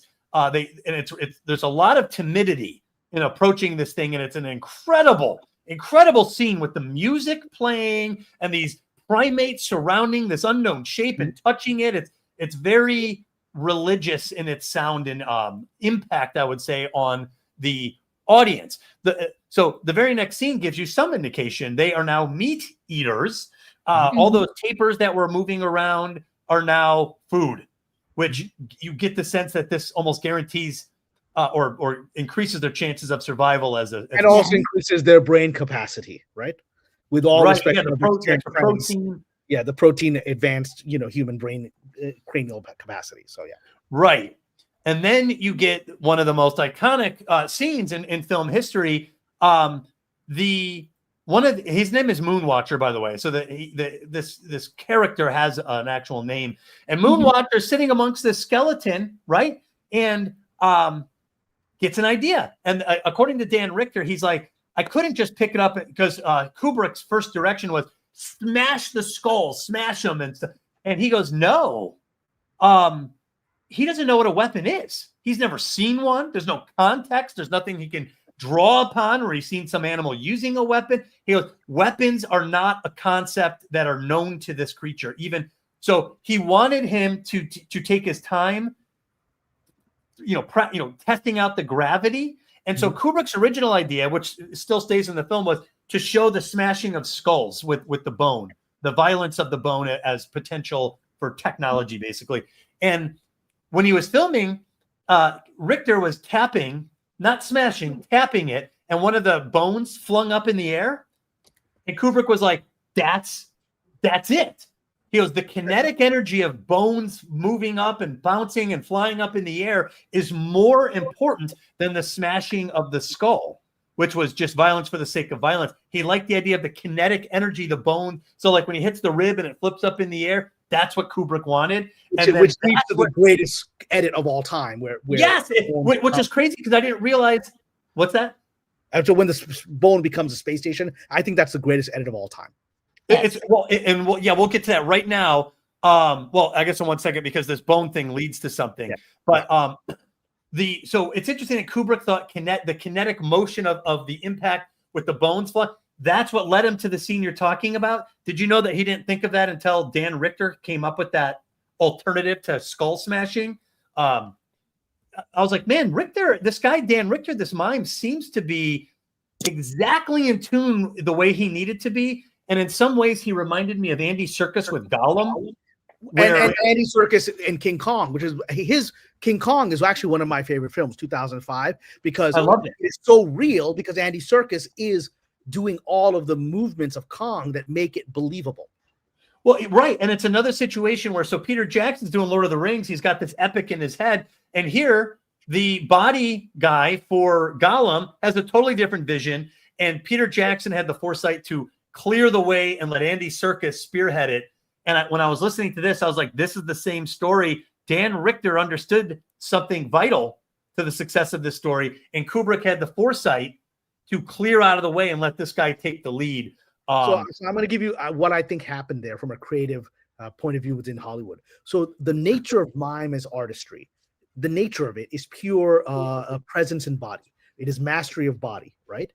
And a genius like Kubrick, is someone who is in his head, right? He is disconnected from his body, right? Dude was an overweight dude. It was like, eating lots of Twinkies, right? But he was in his head, which is his genius, right?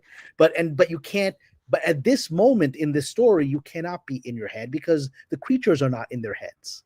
That hasn't evolved for them yet. They're purely instinctual. So it's almost like one of these sort of divine moments where this mime, again, it is not a particularly liked or respected art today, but it is something that was absolutely necessary to capture the animalistic reality of these creatures, which he couldn't get to on his own. Yeah, you know what? That's interesting because I always thought that instinct is a shortcut for intelligence. So, and you know how it is, Cameron, and Retro, you too, on the creative process. There's the structured side of the creation process, which is like solving a math problem. It's not necessarily fun. And then there's the creative, spacious.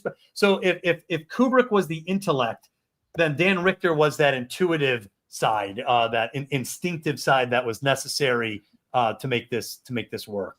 So I think also too in the pure structure of the fact that they were kind of making things up as they went along, you know,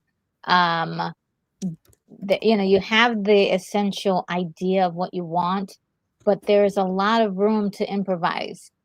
And I think that's where, I mean, it could be the disaster of a movie, but also could be the genius of a movie to actually let the people who know what they do best do it. That's a great point, Retro, because improv, see, I think of, and I'm sure a lot of directors, control freaks, right? You have to be. Whereas you just said improv. Improv is the opposite of control. You're going with the flow, which is kind of what Cameron's saying with the idea of instinct, going on instinct and being in that moment rather than planning it out or mapping it out. So in terms of creative collaboration, this was one of the great moments, I think, in creative collaboration. And I felt treated to find this story out of Dan. So when I watch this now and I watch Moonwatcher and I know about Dan Richter, I just appreciate it that much more. What happened there? So take a moment. If you look in the private chat, I just sent you a link. You can just bring it up for a second, of one of the mysterious obelisks. They've been appearing between 2020 and 2024. In 2020, they appeared in United States, Romania, the island of White, random places. And this one appeared in the Nevada desert in 2024. That's the last one, again, without explanation. So if you click that link to the X thing, you'll bring up the photo. It is again one of the great mysteries, because to this day there is no explanation as to who's putting these out in the most obscure places, hoping someone's going to find them, right? In these random places that aren't inhabited by human beings, but they're appearing. And the last one was only a year ago. Yeah, let me pull that up here. Can you hit that link? Yeah, Yeah. What it is tapping into. Kubrick tapped into some kind of archetype. I don't know that these are being manufactured by random people. I don't know that. That is pretty impressive. Do you know that the original design and in the book was the monolith was crystal and translucent? And here's purely reflective. And so wow, that is found randomly by hikers in the desert, in a path that no one would expect hikers to be on. So someone went to the trouble to do that. And again, it's archetypal and mysterious, and who knows what it means. Huh, interesting. That movie, or it's actually a novel, Foundation by Asimov, has those towers that are similar, that are meant to do something. Now, and by the way, that the idea of the monolith what the monolith does came from Arthur C. Clarke from a different science fiction film. But and I'll get into that in a second. But they use these, basically the first technology, the bone, to kind of change the game, because at that point, might makes right. The bigger the primate, you get the water hole, you survive. If you are not the biggest primate and you cannot push people off the water hole, then you won't survive, and that's the end of that. So, which is the argument of how evolution works in that theory, right? That it is essentially, it's the survival of the most natural, the most fittest, right? Now warfare essentially becomes the instrument of human evolution, and all of our space technology that we have today is Nazi technology, right? From World War II, right? Werner von Braun, right? That's where it all came from, right? That's where it all came from. Without World War II and Werner von Braun, who was a Nazi, developing these things and came over to the US, I'm not Nazi anymore, it's all good. Without that, we wouldn't have gotten to the moon. It's as simple as that. Right, yeah. He was heavily involved in the I think he was in both the Manhattan Project and then the Apollo program. He invented the V2, which killed a lot of people. So Yeah. Well, that's the argument about the technology side. And here we see the technology being applied, and it's a pretty dramatic moment, right? I always kind of like lean forward a little bit at the moment where they, they're standing more upright, more man-like, and they show, Moonwatcher kind of unfazed by the alpha male that kicked them off not too long ago. And now you see Moonwatcher ready to confront him and approaching him, not timidly, but self-assuredly. It's a rather dramatic moment. And of course, the alpha male's like, oh, okay, approaches him aggressively, and then boom, that thump, and he goes down. And it's a pretty dramatic moment because it's a signal that the rules have changed on this planet, right? Yeah. They have just graduated from being primates to becoming now more closer or on the journey toward the evolution of becoming men. Yeah, You they're know? they're now manipulating their environment. Yeah, Right? they've taken their first step towards mankind. Well, and this idea that survival might be in their hands. They're not subject to the forces of nature or other creatures hunting them in the night. They might have a solution for that. They might have an answer for all the chaos of the environment, of the harsh world they live in. And it's embodied in this one bone that he's clutching. That now we have hope. We have a plan. We have a new strategy, and it's called thinking. Yes. You know, it's thinking, intellectualism. And like Cameron said, this leads to one of the greatest cuts of all time. Moonwatcher in a moment of triumph throws the bone up into the sky.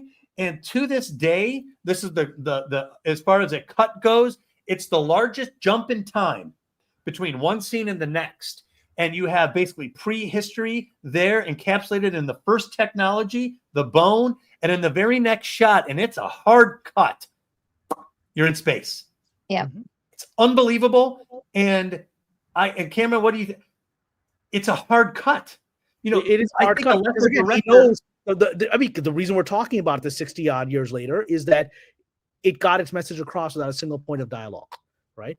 And that's genius, right? You told millions of years of a story in that shot. Millions of years. And I think a lesser director would have been tempted to do a fade out and a fade in, or maybe even a title card, 6 million years later. I think a lesser director would have easily done that, or decided to make this edit something more definitive. And I think about how unusual it was for him to decide to do a complete hard cut. Yeah, it was not fancy at all. Well, when I was in college and I saw this in the theater, the students just gasped. People had never seen it before. They gasped, audibly gasped, because it was like being punched in the stomach if you weren't expecting it coming. Yeah, well, I mean, even your son mentioned this very same transition. Like it is one of, instantly when you see it what it's communicating. Yeah, and it's still jarring to this day because also everything goes silent. And it's a fluid motion, and it causes you to kind of like refocus on the screen and be like, what the heck? What the heck just happened? And you start to anticipate, if you've seen the film before, you anticipate that moment. It's almost like a pleasure to watch that moment take place on film, and you get to experience that while watching it. But it also, like you said, it's storytelling. Prehistory, we are in space. We have caught up to mankind. And in 1968, we have gone to the year 2001, which is to say a future time in which now mankind is in space. And you get this rolling wheel, and there's this sort of methodical pace. Would you say, Cameron, right? There's like this slow ticking that really starts here and kind of carries a lot of the film. There's always this sort of constant singular slow motion going on. If I recall correctly, the score begins about now, right? Yeah, the classical music. Yeah. And again, that's a symbol. Classical music represents the development of the mind to be able to do something like it's tied in to space exploration, because that represents the absolute genius of the artistic ability, something like Bach or Beethoven. Yeah, you've come from this primitive place of barely being human or human-like, and then you've come to the epitome of humanity, of this incredible structure. Their like pride and glory of humanity is being able to travel in space and having a space station, and then the operations of that space station is like this wonderful dance, like a ballet. It's very, very operatic almost. Very operatic. And so there was the issue of soundtrack. Do you know who actually hired and came in and actually wrote music for this movie at first? Who? Alex North, who did Cleopatra. He would go on to do like Dragon Slayer, which I actually love that soundtrack. Mm-hmm. So Alex North was a big dog. And according to Michael Benson's book, he said that Alex North just didn't get it. He just didn't get it. And Kubrick had to have the balls to be like, You're fired.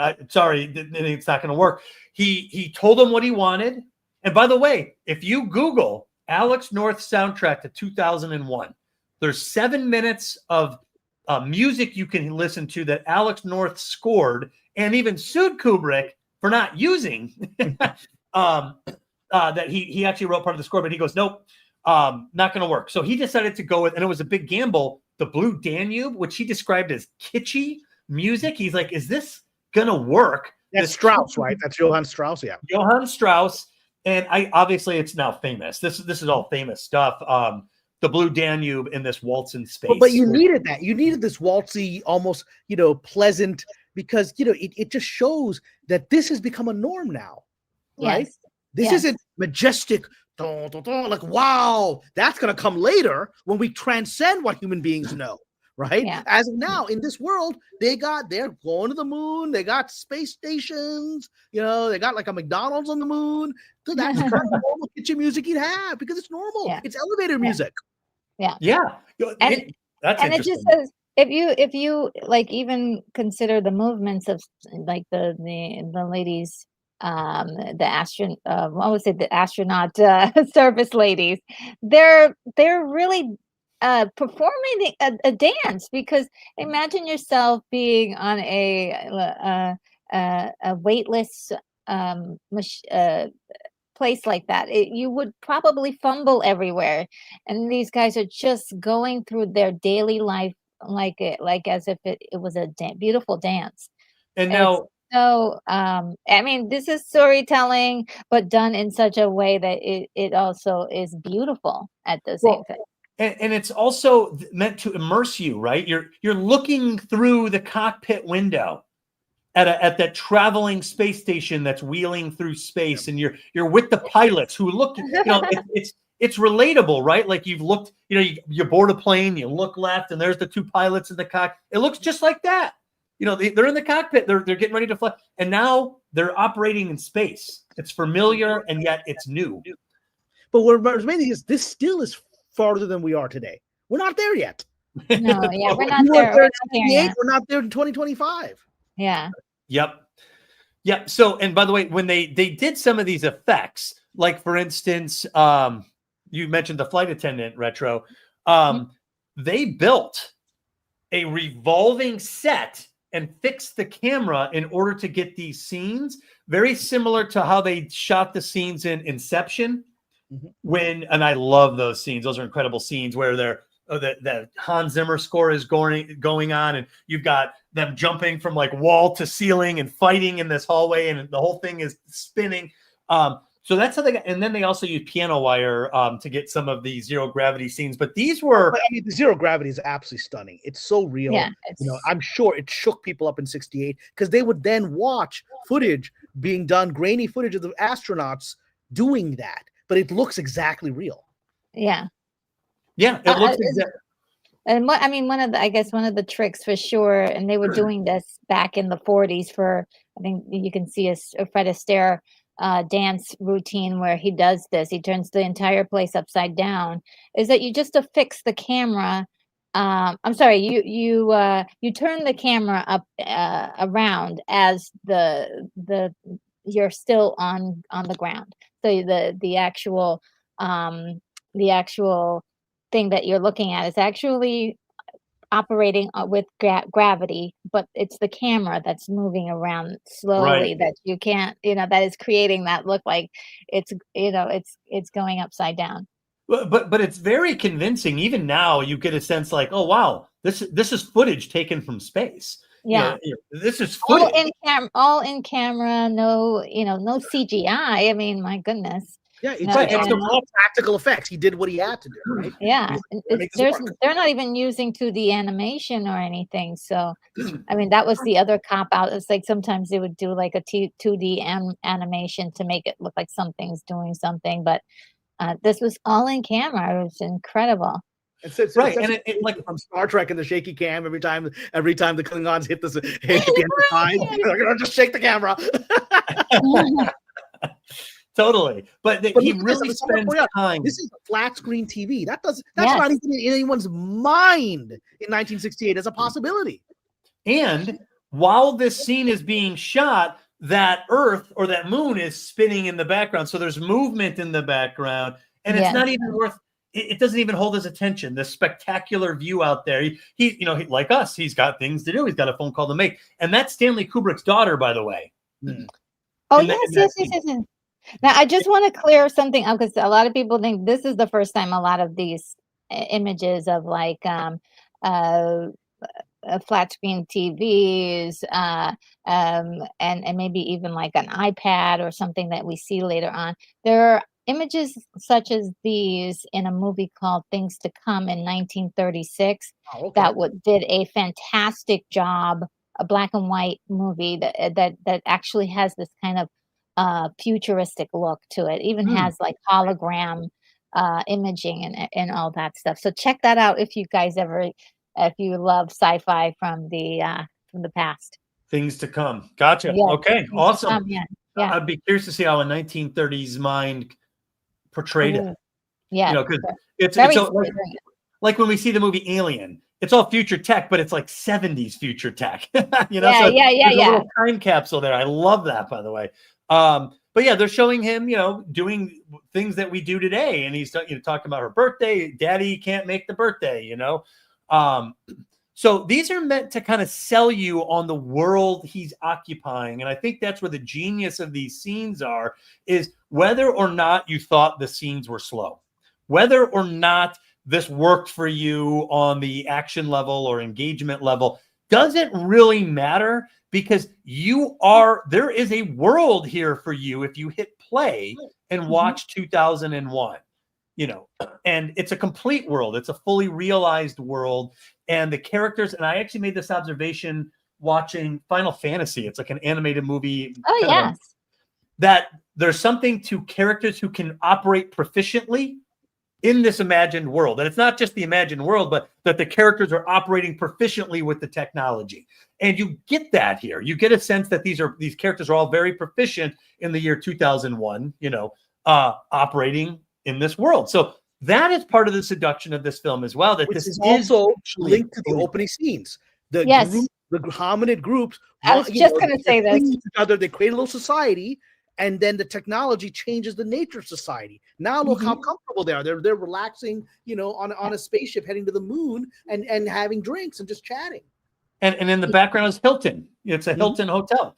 I wanted to say too is that we mentioned how when the monolith shows up in the other film, they all kind of gather around. First they're not paying, and then they're like, oh, what's this?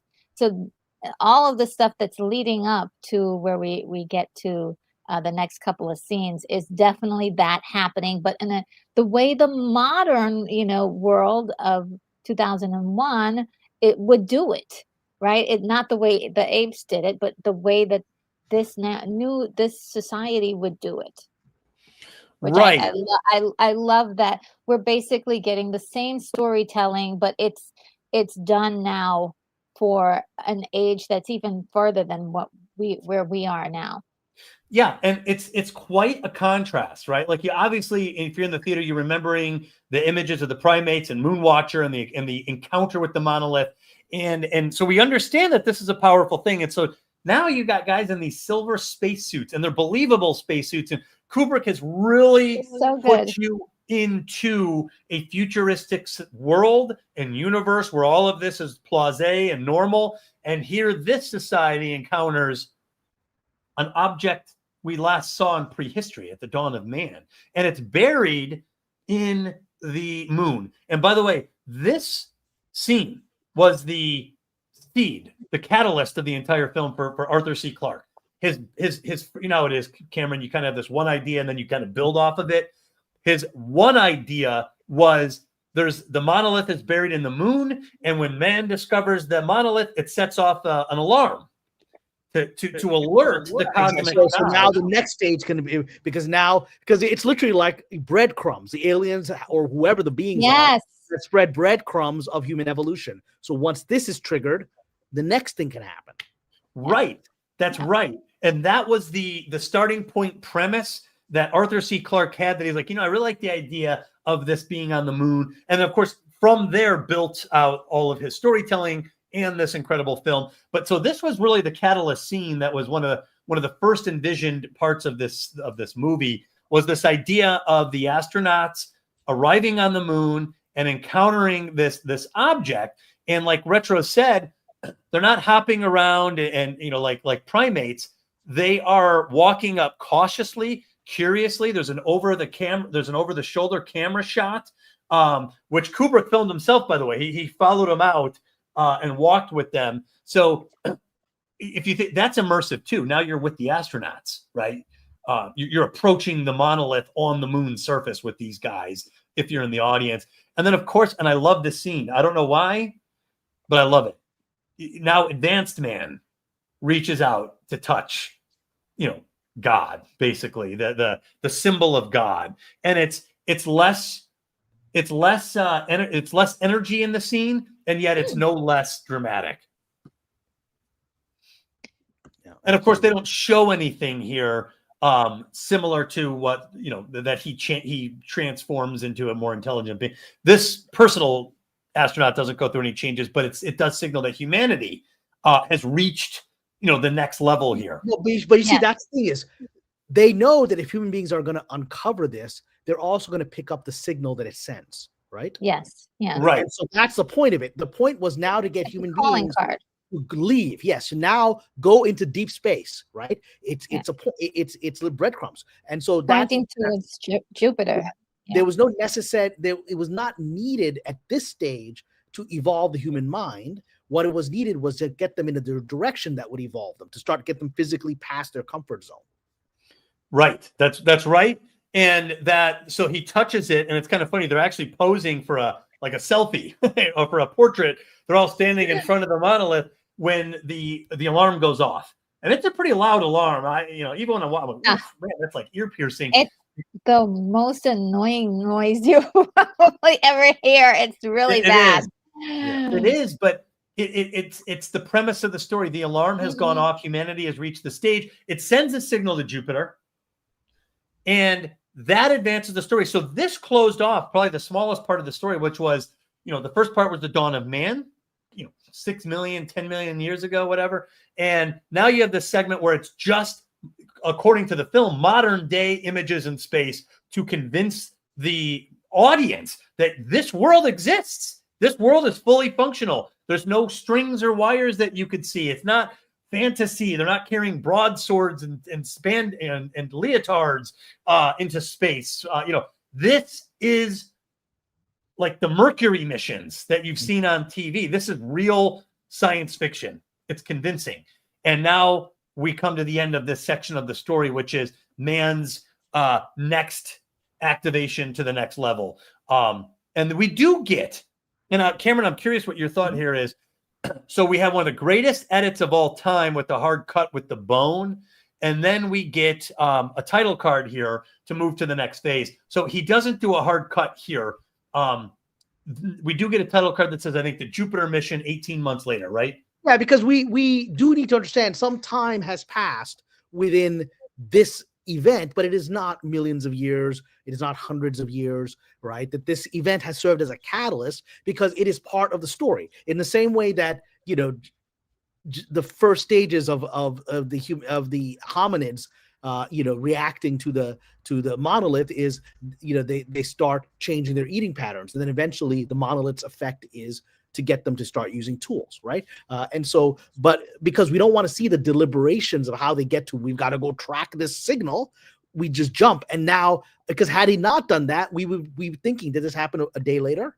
We need to actually. So you're saying that since it's close enough to the timeline, you do need the context. You did, otherwise you will be confused. You saw enough visually with the hominids to understand they're now eating meat. You're seeing their changes. Here they're going from space to space, so you don't know what their level of technology change is, right? Yeah, was it the next day or was it like the next week? It took 18 months to develop this spaceship that could go that far into space, right? So we need to understand that.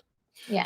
So for everyone out there listening or will listen in the future, this is the art of directing and storytelling it's always fascinating to me to see what sometimes the images on the screen are so convincing and the story is so engaging that you forget that a million decisions went into some of these images. And that sometimes when you isolate a certain moment, you're like, they had to think of that. They had to make that decision. They had to design this ship. This is the one that got green lighted, and it was actually designed off the bone. It actually almost looks like a vertebra. Yes. With two sides there. This is the Discovery. And on the Discovery are 3 astronauts in hibernation, 2 astronauts that are actively maintaining the ship and doing some upkeep and studies, astronaut David Bowman and Frank Poole. And then there's a third party or another party, an AI, the HAL 9000 computer, which helps them run the ship. So we have moved into this Discovery mission, which is its own story here. This is a separate story. And now we do get a lot of similar style footage, right? The Kubrick settling in, showing you long takes and scenes. And, like I said, when I was looking for stills, I began to marvel at the decisions he was making, just to stop and look at a still. So he's filming this on the side and you see a man jogging in a circle.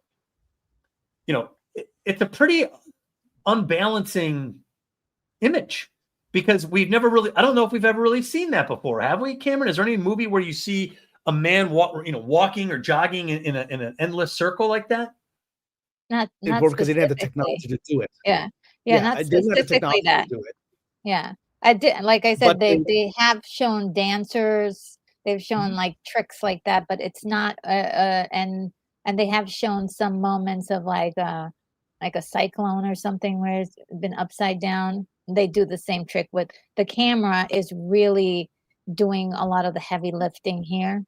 And it's disorienting, right? Yeah. Because it's like, where am I?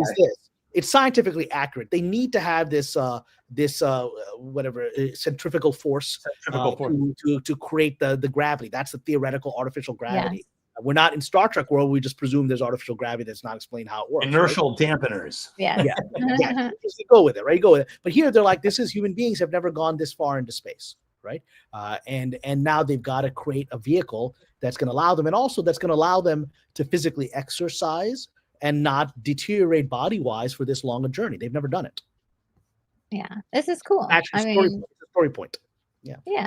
And you get a couple of these images. So you see a human being standing what looks to be sideways. A couple of the images I was looking, there's a scene, I couldn't get a still shot, but it's a scene of, everyone on the side, and David Bowman comes out of this like door and shaft and then walks down. It's like an MC Escher painting.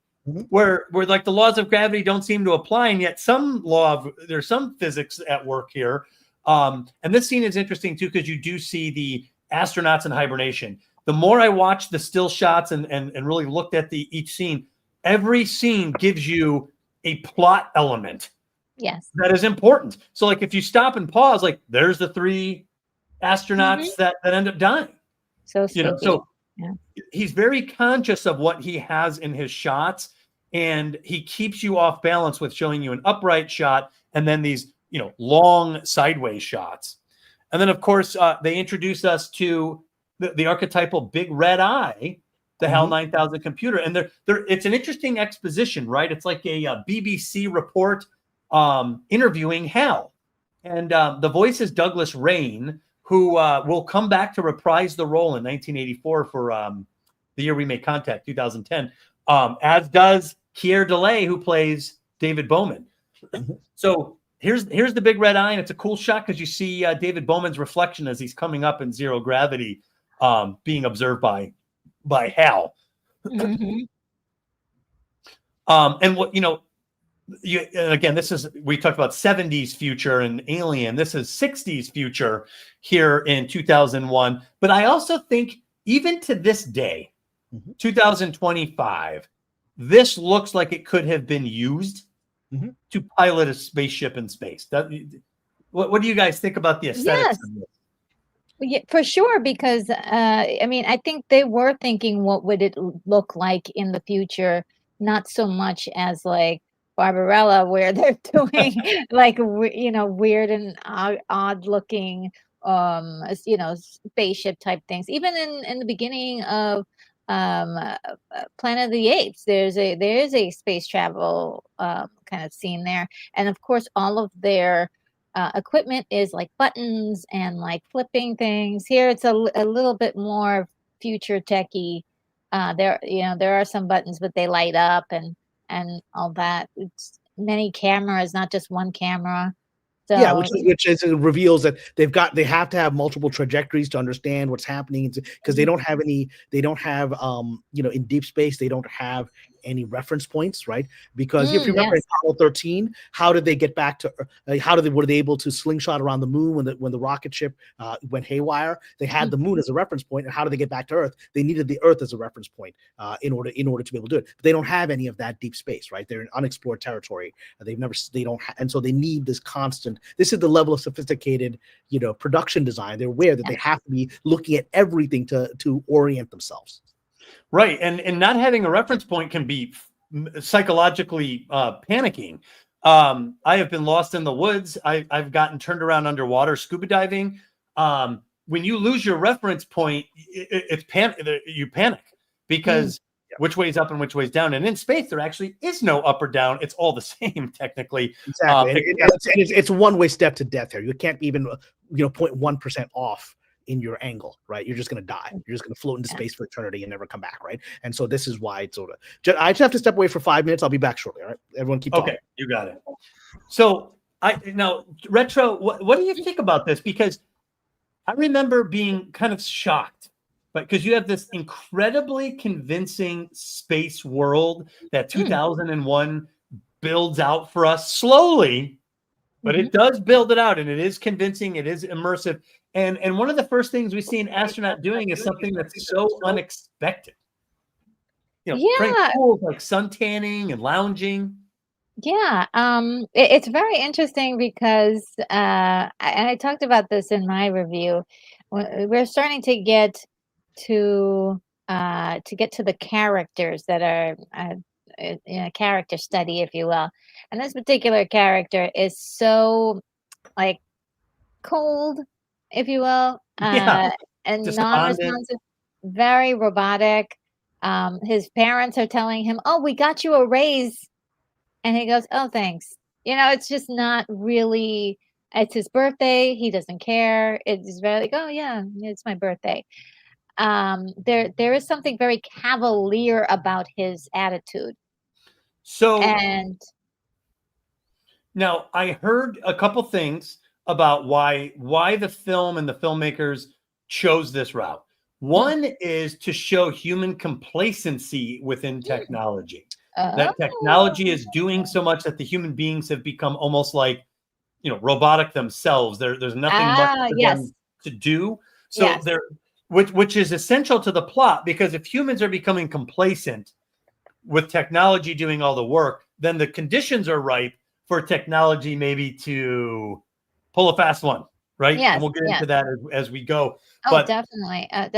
And yes, that is something I mentioned, that the characters were more robotic than the actual Hal himself. They were saying, "Oh, does Hal have emotions?" And they were infusing all of these humanistic characteristic onto Hal, and it was even showing like compassion and all of this kind of stuff. The BBC, he's like, you weren't listening to Hal. You almost get. He has a sense of pride in his voice. Remember, the BBC guy said that, and then Hal speaks with emotional. He's like, I have the greatest enthusiasm for the mission. So there's a personality there, and I think Douglas Rain, the quality of his voice in this is innocence and competency. I would say those two elements are very present in his voice performance, both like childish, like innocence, and yet hyper proficiency that you would find in like an engineer or a grown man who's been doing this for decades. A unique combination in that voice. And I think Hal's voice is completely unmistakable. And also, well, I just wanted to throw this in. His voice wasn't really established until the end of the film, after they were done, because they were using other people to for all the takes here. That's right. But and they put in his voice later. But it was a fantastic choice because you got chills from his voice. You're hearing this kind of warmth, and but also there is a, the calculations are robotic, and then here we have the human character that is a robot, just doing his average daily things that he usually does, but without any kind of enthusiasm or showing any kind of emotions. And also wanted to say that the other crew members that are in carbonite, we don't see even pictures of those guys, right? Because usually another movie would have said, "Oh, this is the entire ship crew, and this is what they look like," and we don't even get pictures of who they are or anything. So it's kind of like the humans are. We do get a sketch though. Yeah, we get a sketch. Yeah. This is a very, very interesting scene as well. That he is, asking Hal for about his what he thinks about his drawing. So, Well, and so Kubrick uses a fisheye lens here, which I guess from reading the book, he was excited about this. Like he really couldn't wait to use this fisheye lens. It was kind of a new thing, I think, and was really excited about using it. And what's interesting here, you now are that red eye. You're Hal. yeah, So this shot, the shot that he's filming, is the audience is now Hal. So you're literally drifting through this ship.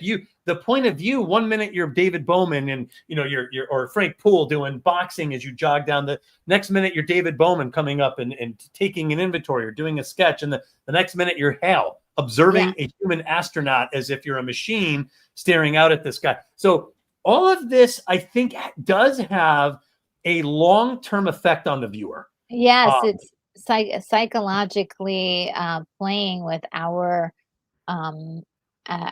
perspective, and it's and through the whole process, you're not really feeling super empathetic to anybody.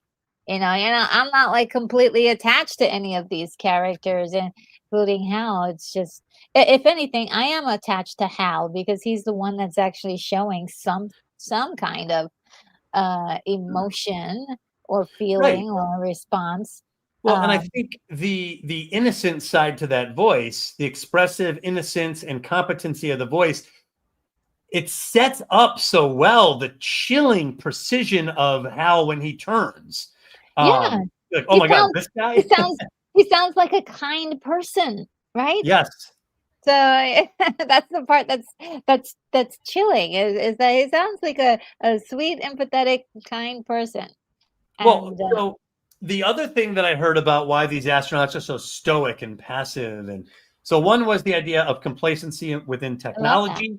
Yeah. Almost like the Jedi getting complacent around the military right before Order 66, right? Yes. You're surrounded and you don't even know it, right? Mm-hmm. The other thing I heard was for dramatic effect, that they have shown humans, rise from the primordial soup, basically, of prehistory to the effortless conquering of space. And now they are in kind of a sleepwalk here, right? It's a sleepwalk. They're not, so what that does, and like we said, there's a certain kind of slow motion to everything. Everything's moving at this one pace. There's the breathing, everything. It's almost like hypnotizing and of a sleepwalk through a lot of the film, which is one of the criticisms of the film, that you're like, oh my God, what that? Are we going to do anything here? However, they say that the sleepwalking effect of passive human faces, expressionlessness, non-emotion, slow pace, is suddenly juxtaposed to the survival situation, which emulates the primate situation of the water hole. Suddenly humans are active again. We have to survive.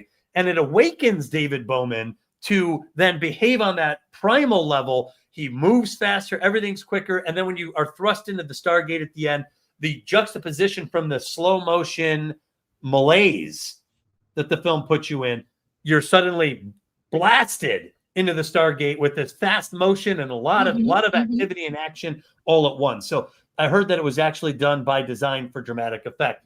Big risk, right? Yes, For a it is. filmmaker, you know what? I'm going to bore people just to get the impact of shock at the end. It worked. I think it worked. It worked, right? But it did take the audience. It took us all a while to get there, I think. Yeah. Because one of the largest criticisms was the slowness. And I think by this time, if you're watching the movie, you're at least excited that there is a narrative playing out here. So it keeps you, you're still in, you're like, okay, so you're worried about the 3 crewmen that are in sleep, and then you've got these 2 guys. What are they gonna do? So there's still a question, and there's Hal, who it seems to be wanting to help them all the way until he flat out lies to them. Well, before he lies, and I do think this is important. Yes. Another scene, by the way, that's important to show humanity's complacency. There's a shot of Frank Poole playing chess.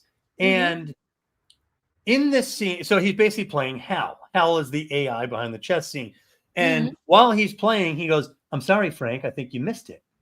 And he tells you he goes knight to queen knight to king, bishop to rook 6, and he tells him the 5 moves, and he goes, "That would put you in check." And Frank is like, "Oh yeah, I guess you're right. Thanks, Hal." He's like, "Thank you for a lovely game." He's not in checkmate. Kubrick said he says no one would notice. He said to the average viewer it's subliminal only, but to an actual chess player, Hal did not have Frank in checkmate. That he lied. He fooled Frank into an early forfeit. Wow. So if you actually zoomed into that and had a chess master follow Hal's logic, a chess master would say, "That's not check. I have other moves." But Frank doesn't know that. He trusts the automation in the computer that Hal is telling the truth and forfeits the game prematurely. Yes, and that's speaking of this blind faith that people have in computers and AI in general, because I think we all face it now when we are talking to some one of the large language models like ChatGPT. We're thinking, oh, they're going to give us an answer to this one thing that is going to be accurate because they have scoured the internet and they've done all the research and they're going to come back with the right thing. But many times they hallucinate, or they call it hallucinate and lie, and tell you something to make you feel like you've got the answer, but you don't. So, and a lot of people don't actually go the extra mile to look it up or to see it, do the research manually to find out if it's true. Yeah, I have actually asked AI some follow-up questions along the lines of like, "Are you sure that's true?" And then they're like, "Actually, no," and they'll come up with a different answer. I'm like, "Huh. Do you hear an echo? It just happened. That's weird. So he's not even in checkmate. Hal basically tricked him into an early forfeiture, and this is purely subliminal unless you're a chess master. That Hal is taking advantage of this complacency that the humans are in. Now, Hal, this makes it that this scene's so much more funnier, actually. Yeah, totally true, totally intentional. Now, this is one of the most famous visuals. It's often used in just the visual for the movie, right? So and it is a cool visual. Again, you get the hand reaching out, the hand like the monolith. It's the hand experiencing the world.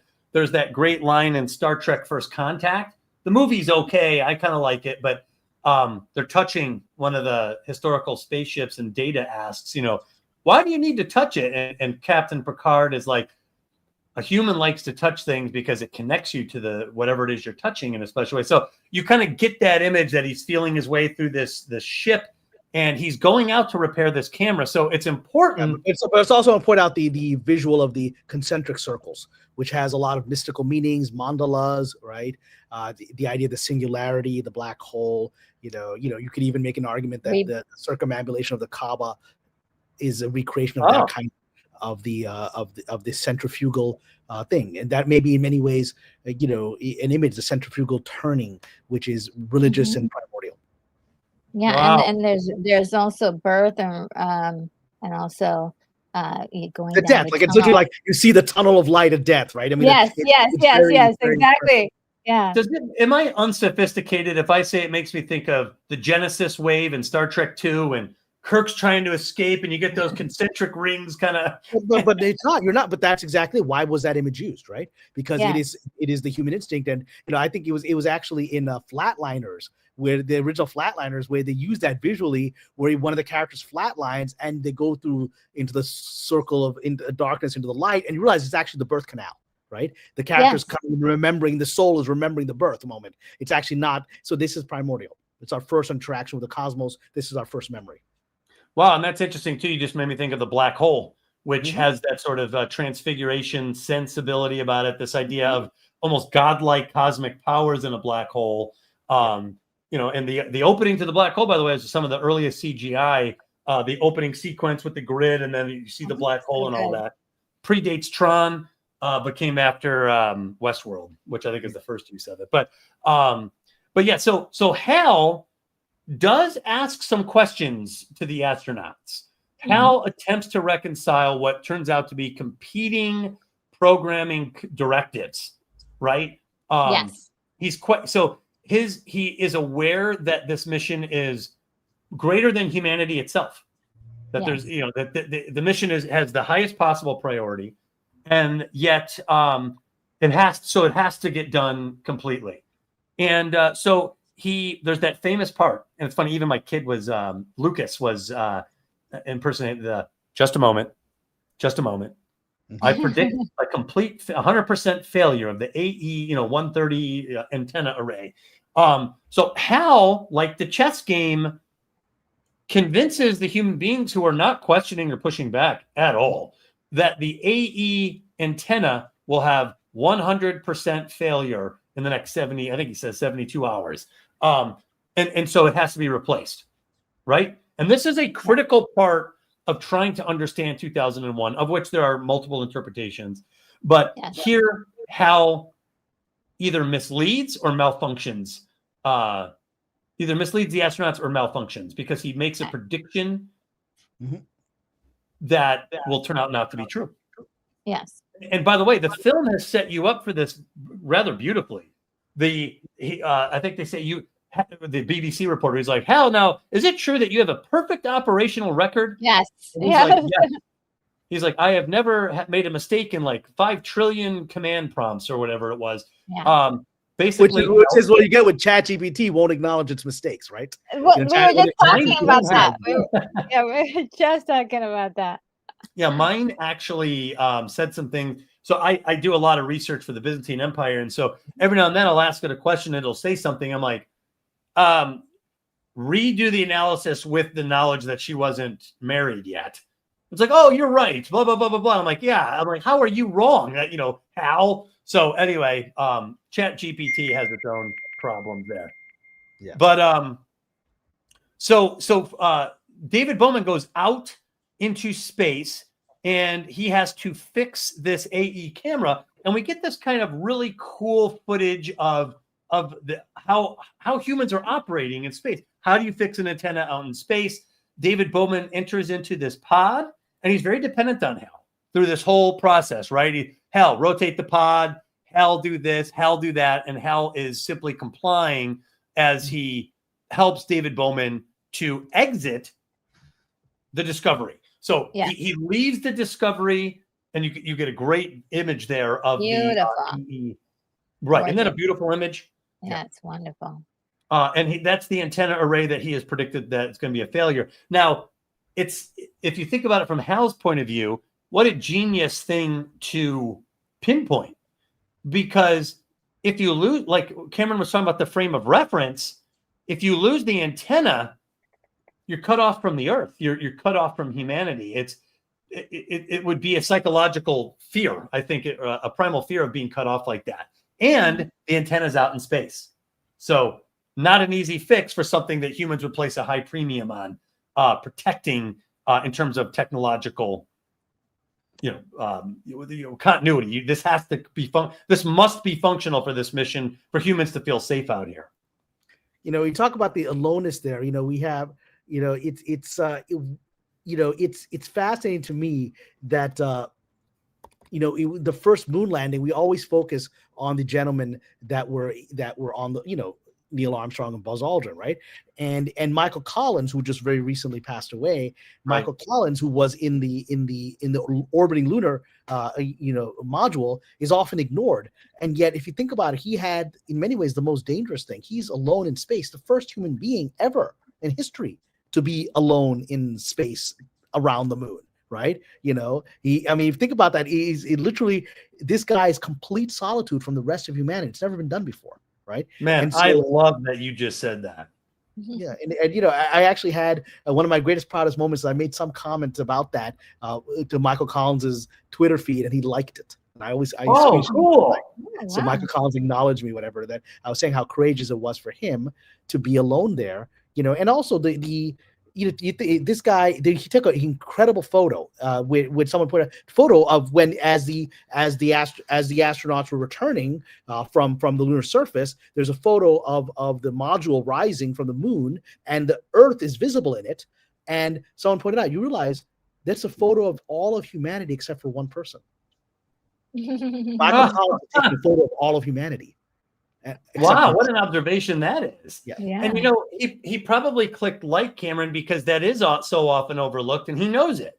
Yeah. He knows that because not only are you waiting in space alone, and by the way, I can't even imagine it, to be honest, because I think after 1 minute you will have lost your patience. And you have to go for hours. It's almost like in one of those light deprivation rooms. Like you have to go for hours, and then you have to catch these guys. You make one mistake, they're dead, and it's your fault. It's your fault. And if it's your fault and you make a mistake, you're stuck. You have to complete the mission alone. I would hate to have been Michael Collins, because I think the psychological forces working against you, that's why I'm so happy Cameron said this, is I think it's overwhelming. So the fact that he held it together and performed competently in space is quite a thing. And it's also prescient. A year earlier, this movie shows a man alone in space. Yeah. Right? Right. Yeah. And I don't know if you've seen the documentary Apollo 11, but there's incredible footage of Michael Collins filming from or a camera filming from the module that was in the orbiter, and you just see the lunar surface passing below. And then all of a sudden you notice there's a speck, and you realize it's the Eagle coming up. It's on its way back up, and it gets bigger and bigger and bigger. Yeah, I've seen that footage. It's very tiny, and then your eye eventually catches it as you see it coming. And the whole time while he's like, I got to calculate the exact connection point so that I don't, because if they miss each other, they're dead. If it hits, both capsules explode, and it's all on Michael. It's all on Michael to do this right. Yeah, and the two guys coming up are going to be exhausted, not much help, and you still have to make it home. Yeah, so it is hard to try to get your mind into that with any understanding. I feel like I could just kind of graze it. I can't get in there because I think it's beyond my ability to comprehend. But I will say, to get back to the film, that 2001 does kind of depict spacewalking as dangerous and kind of disorienting and slow and monotonous, right? So here's David Bowman going, drifting from the pod. And by the way, this sets up the scene, by the way. There's nothing that's really wasted. As much time is spent. This is showing you what will be the future scene of the crime. The astronaut has to leave his pod. He has to perform work on the Discovery and then return to his pod, and Hal is kind of in control. And so all the commands that David Bowman is giving, rotate the pod, Hal's in control, and we are not double checking if he's getting it right. Yeah. So, and this is also that we are now witnessing, and this is kind of what is fun on repeat viewing. We're witnessing Hal's plot. This is the murderer moving into position, right? We're watching the plot play out, whether we understand that the first time viewing or not. We're all being used as pawns. And so I always love this too, because these scenes, again, there's Cameron would know this as a writer, Chekhov's gun. Sure. So Chekhov's gun is if you show a gun in scene 1, you have to fire the gun by scene 3, or there's something to that effect. The idea is you can't set up without a payoff, which is one of the most basic mistakes that aspiring writers make, is either they pay off without a setup, or they set up and they forget to pay off. Right. And what's weird is, as I was grabbing the stills for this, I realized that Chekhov's gun is in every freaking scene. So every part of the plot that becomes essential to Hal's success is kind of shown in the background. So the helmet becomes very important. The pods become very important. Hal's eye is very important. So these seemingly throwaway scenes, a repeat viewer is staring at all the tools that Hal's going to use to murder humanity, to murder David Bowman or Frank Poole and the other astronauts. So you're constantly actually seeing Chekhov's gun in a lot of these shots, and you'll see it again as we continue to finish up the film here. But they find out that there was no problem with the antenna, and this is interesting because it implies that Hal has made a mistake. Yes. Does God make a mistake? Does the flawless entity have a flaw? And so it's unnerving and confusing, I would say, at this point in the movie, right? Well, I think at this point, you're getting the sense that he made a mistake, honestly, and that because he made the mistake, the crew are now very leery about continuing on with him. Yeah, and it's so where you really see, like, when they get to talk to themselves privately. The very fact they have to go private, they understand this thing controls their lives. Their life support, their survival is dependent on this machine that is behaving in new ways that's not how it's supposed to behave. And the reactions, the acting in these sequences is so great, because these guys are professionals who are figuring out something is going terribly wrong, but they can't let the machine see it. Yeah. And you know what? I always smile at Keir Dulley's performance when he lies to Hal. He's like, "Thanks, Hal. That's excellent. That's very, very useful." And I'm always like, "Yeah, that's awesome." He's so not convincing to a fellow human. Yeah. It's just like when I don't want to say it. What's an example? Someone's like, do I look fat in these? You look absolutely perfect. Whatever those little white lies that we're supposed to tell you. I think Keir Dulley is perfect.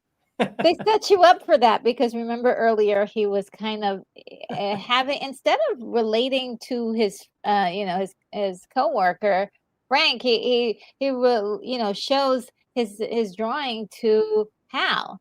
It's almost like he was building sort of a rapport with Hal. And so with him, like, doing that little lie, he was like, "Oh no, we can't let him know." Right. And so Cameron mentioned that it's actually an important fact that they feel the need to have a private discussion where Hal can't hear them, because that is a cue that that trust is breaking down between the two astronauts on board who are awake and the HAL 9000 computer that's supposedly flawless, who just made a very overt, clear mistake. Yeah. And I love Hal. It's quite puzzling.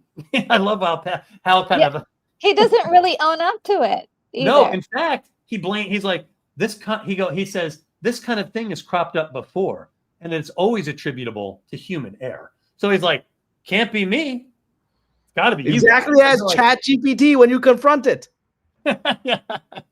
Yeah. So, and that's when, of course, he's like, great, Hal, thanks. And then he asks Hal. He kind of changes the topic. He's like, have you finished the psych reports? And I think that's interesting, because he is implying he agrees that it must be human error. Have you checked our psychology reports? because maybe there's some. And Hal's answer is kind of strange. He pauses and he's like, "Of course I have."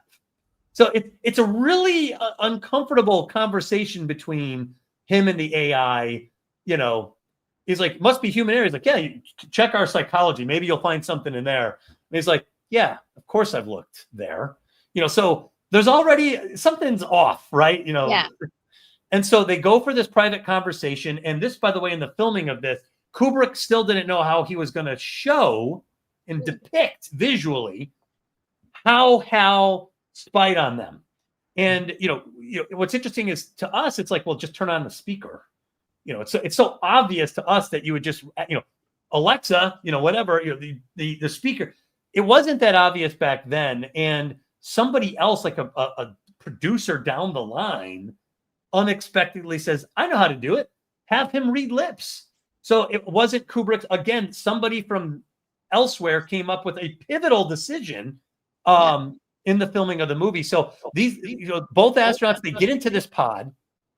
They take some precautions, you know, rotate the pod, please, Hal. And Hal doesn't. And I love it how it's filmed. Hal can't hear them. And the way this is filmed, look right in the background, dead center in that shot. He can It's see almost like you. Hal, like looking in. Yeah. But you see, but that's the brilliance of the creepiness of this moment, because these are some of the smartest men on the planet, right? Who've been sent out on this mission, and they thought they had this covered, but they didn't understand how devious this machine was. Yep. That they would go to the point of reading their lips. Yeah. Oh, They're totally. thinking it's malfunctioning. They're not thinking it's actually evil. Active. Yeah. Yeah, that it's preying on them. It's actually scheming. And again, I just want to point it out that the Chekhov's gun thing. You see the infamous orange helmet in this shot again. Yeah. So I don't think I ever noticed that before or thought about that necessarily. But as I was grabbing these stills, I was like, God, he put it right there, so it's in camera so often, because obviously the helmet becomes so important. I have one of the collectibles of David Bowman, and it comes with the orange suit and the orange helmet, but it comes with a green helmet too. So I always put the green helmet on because that's him in Terminator mode. Well, I just wanted to say, like, great that you mentioned Terminator.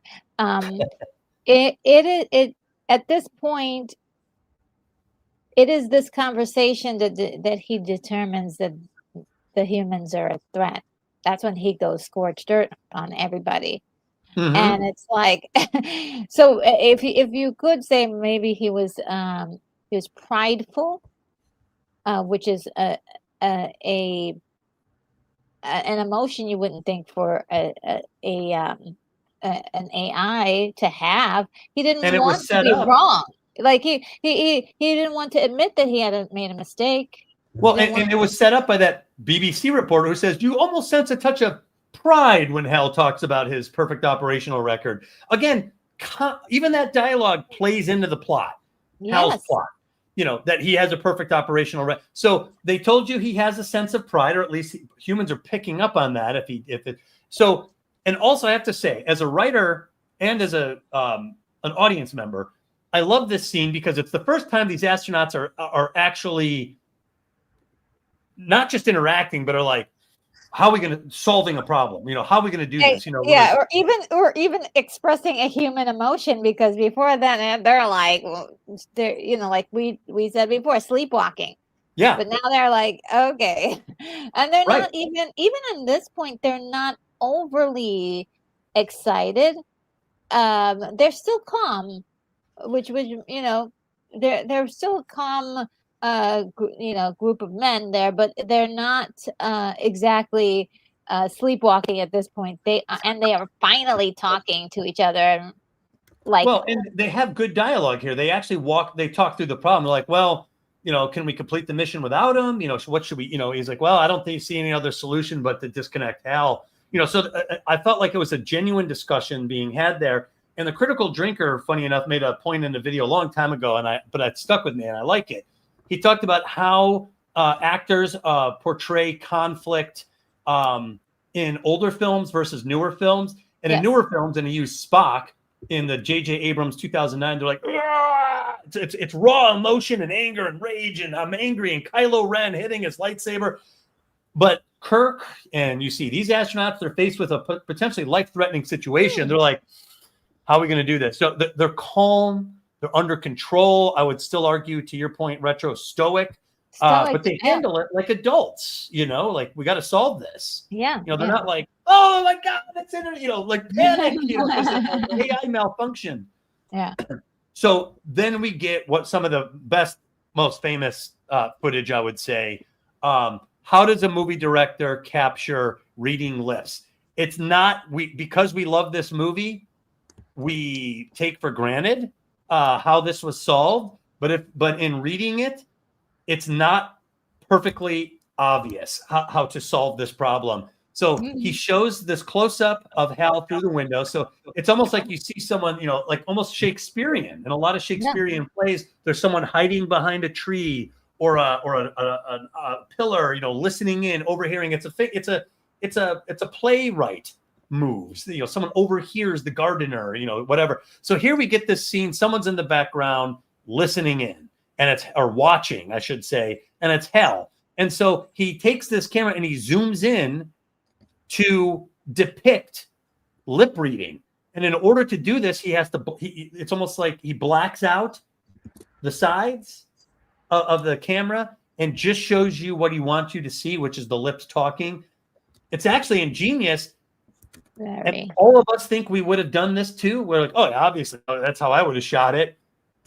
Really? Are you sure? Because it took them a while. It took geniuses a while to land on this. Because you're not dealing with a human being whose facial expressions can tell you what's happening. You're dealing with a non-moving, literally you're dealing with a machine, and the only thing on the machine you see is a light, right? So how can you show this? And the way it's shown is so brilliant and so creepy and so unnerving that it works. Right. Yeah, and the way, and it's like a handheld camera zipping back and forth. I actually love watching the scene now because that Hal's like, oh, you're going to disconnect me. Like, what's going on in Hal's head here. It's one of the most important scenes in the movie. I'll say that. Because you also know that, like, you're like, Frank, David, shut up. You're totally, now you're screwed. Guys, like, turn the other way. Right. So these guys have their discussion. And of course, we've been set up for this once again.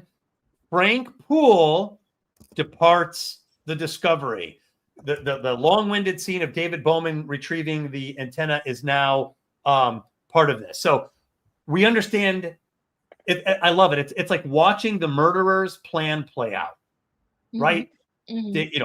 He leaves the Discovery. He's in the pod. He's vulnerable here. We saw him do it before, and he was fine to come back in. We saw the whole process. And David Bowman is monitoring the situation. So, and again, not concerned, but monitoring. And what's important about this scene is it shows you he's in a spacesuit without a helmet. So that is important. Yeah. And then I think this might be one of the creepiest scenes in the whole film. Frank is drifting, and they keep the pod in the foreground. So this is a very specific shot by Kubrick. You've got the Discovery in the background, in the far background. Frank Poole, who looks very small and vulnerable. I mean, he looks like brittle, like completely vulnerable in between there. And then in the foreground, kind of with its back to Frank, is this pod, right? And it's got hands. And I always love watching the scene because he lets this scene with this image go for kind of a long time, with Frank drifting in liminal space between the pod and the Discovery, and then out of nowhere, almost at the moment you get kind of bored with the scene, the pod starts to rotate. Yeah. This is the first time you see Hal kind of personified or anthropomorphized to some extent. Yeah. He's not just an eye anymore. He has hands and a body, and he comes after Frank, and it's a pretty horrifying scene. Terrifying. Yeah. The pod comes right at the camera. and think about it. This storytelling wise, it's a full circle from human beings learning to use tools with their hands. Now I've got a machine that they've created with its hands coming to kill them. Oh, that's interesting. Yes. Yeah. And it's not just hands, it's like 2 sets of hands there. It's like General Grievous hands. So, and I didn't realize this as a kid so much, but the pod has a HAL 9000 camera eye just below the view. So that's a little eye there as well. So HAL's right there. You know, it's like the omnipresent eye that Cameron was talking about early on. It's always watching. It's omnipresent there. Mhm. And then, of course, the scene that's just very disturbing. Frank drifting off into space is very disturbing, and it looks tragic, right? Well, that's the thing, is you don't need to show his skull being fractured or anything. His simple limp body being floating away, you know, is all you need, and that's a dramatic moment. And and you know, what we're gonna have is now a sequence where the full humanity is shown in the effort to retrieve this body, which you're just a machine that's irrelevant to the mission and could endanger the mission because you could get lost out there. Well, and so you got your point of reference with the antenna array, and you have to see the pod tumble away, like the killer getting rid of the gun, you know, trying to hide the evidence, and so the pod tumbles off in a weird way, and then you see Frank struggling for a while, and if you watch, someone clipped his air tube, and you see him trying to reconnect it, and then not long after, seconds after, he's motionless, and like Cameron said, motionless, just drifting off into space, and I think all of us are like, now what? Is it just going to go on forever?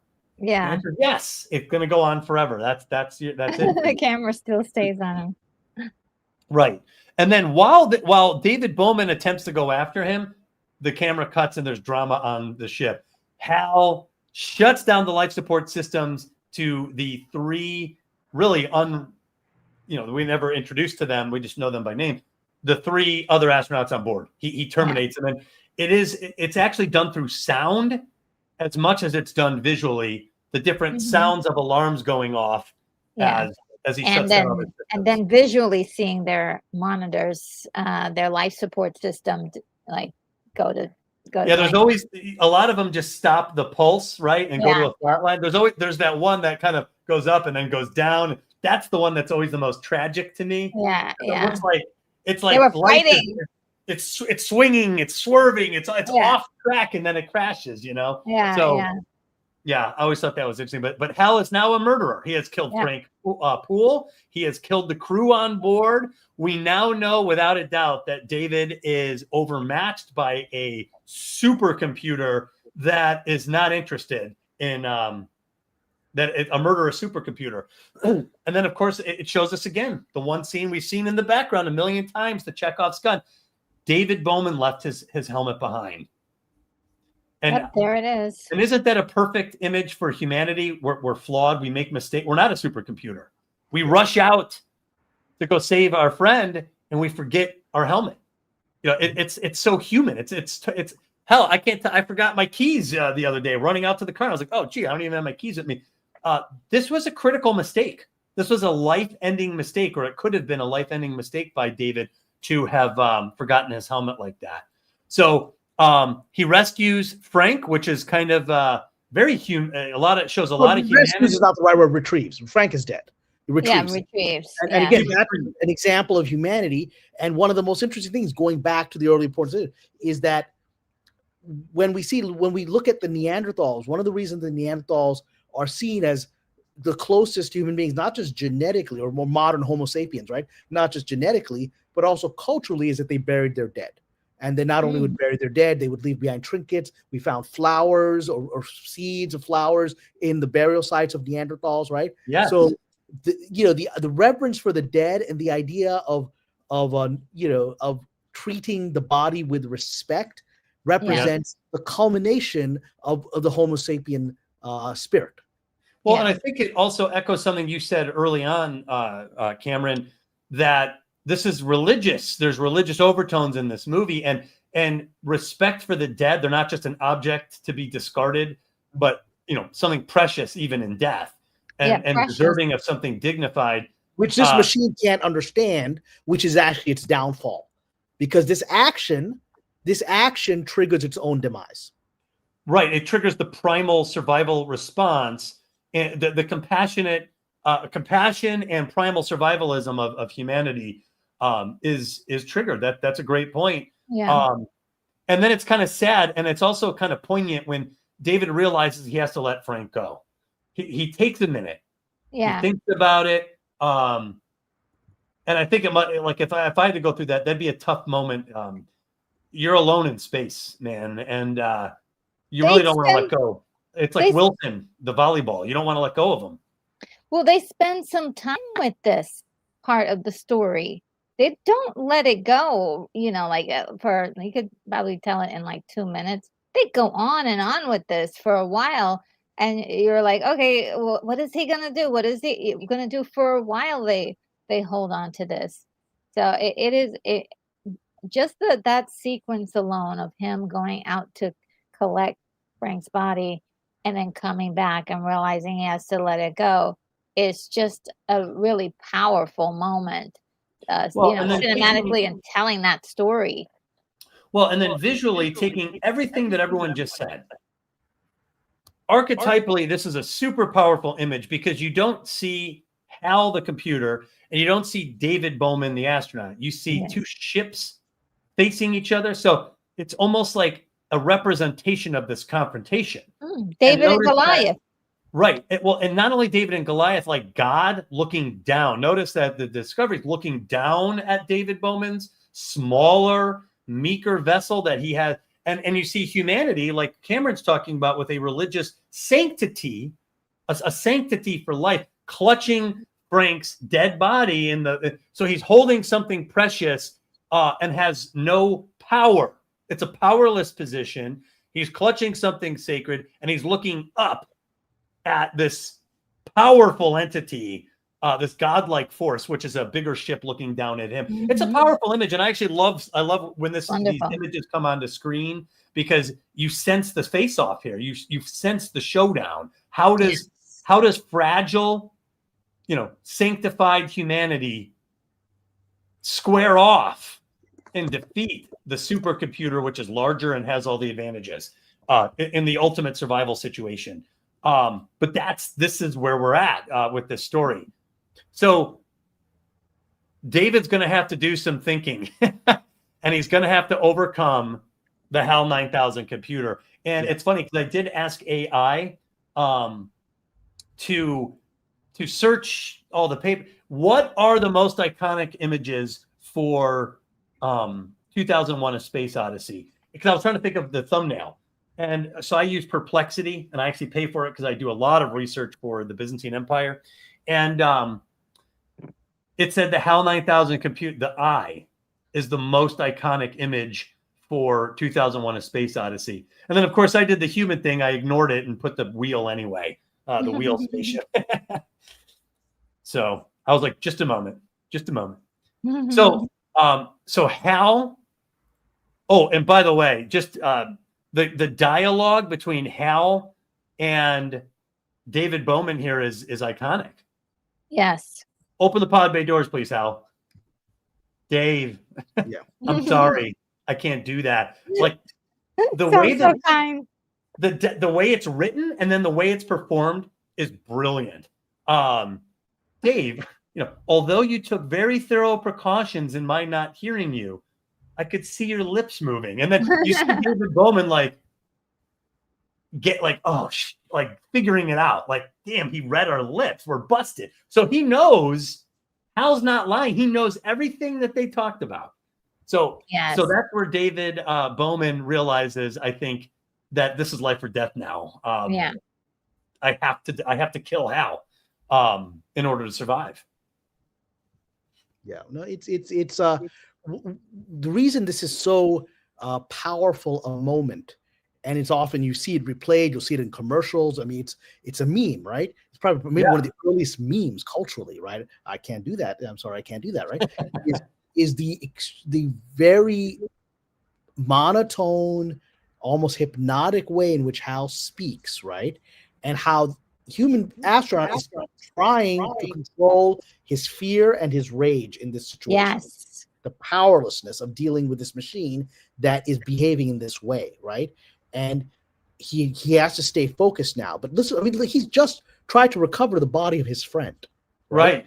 This thing killed, right? And now it's trying to kill him. And yet he can't lose control, because if he loses control, it wins. He's got to stay laser focused, right? And that's the difference between him and the machine, is that machine has no emotions. It may be nefarious, but it is emotionlessly nefarious. Yeah. The difference, the human being's emotions have been activated, and he's channeling them now. Yeah. And I would say I'm not sure that they were friends, but even like a coworker. Like, I'm sorry, but like if something happened in the place where I worked with just a coworker, your instinct is like, we all have to stick together. They were more than friends, actually, because I would actually analogize them to brothers in arms. You may not know or even like the person next to you in the trench, but when but that person is going to keep you alive, and so you have a bond with them, and that other person is what's going to keep you alive in space, right? You're not even scene. And so you have a deep bond with them that I think actually transcends normal friendship or even co-workery. Right. Well, and classic good writing, they have dialogue attributed to this in that early interview where they're watching Frank Poole and David Bowman being interviewed by the BBC. He's like, well, actually, I think of Hal as just another member of the crew.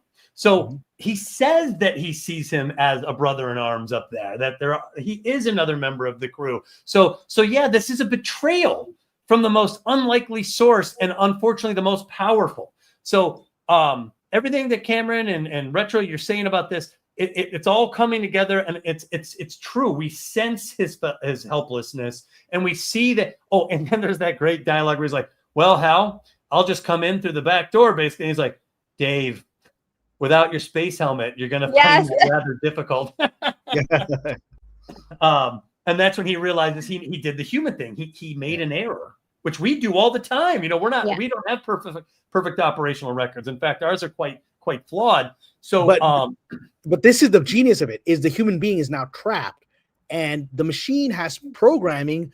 It can't exceed its programming. So even lip reading whatever is within its programming ability, whereas the human is now faced with a situation that should kill them, but they now have to use ingenuity, which the machine does not have.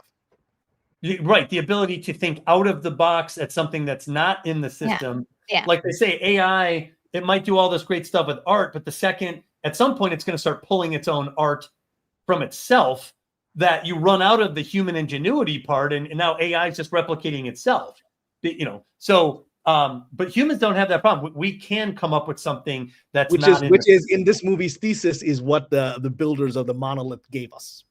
Yeah. Yes, I mean, you see with the first ability to leap beyond. Yeah, you see it with the primates. Yeah.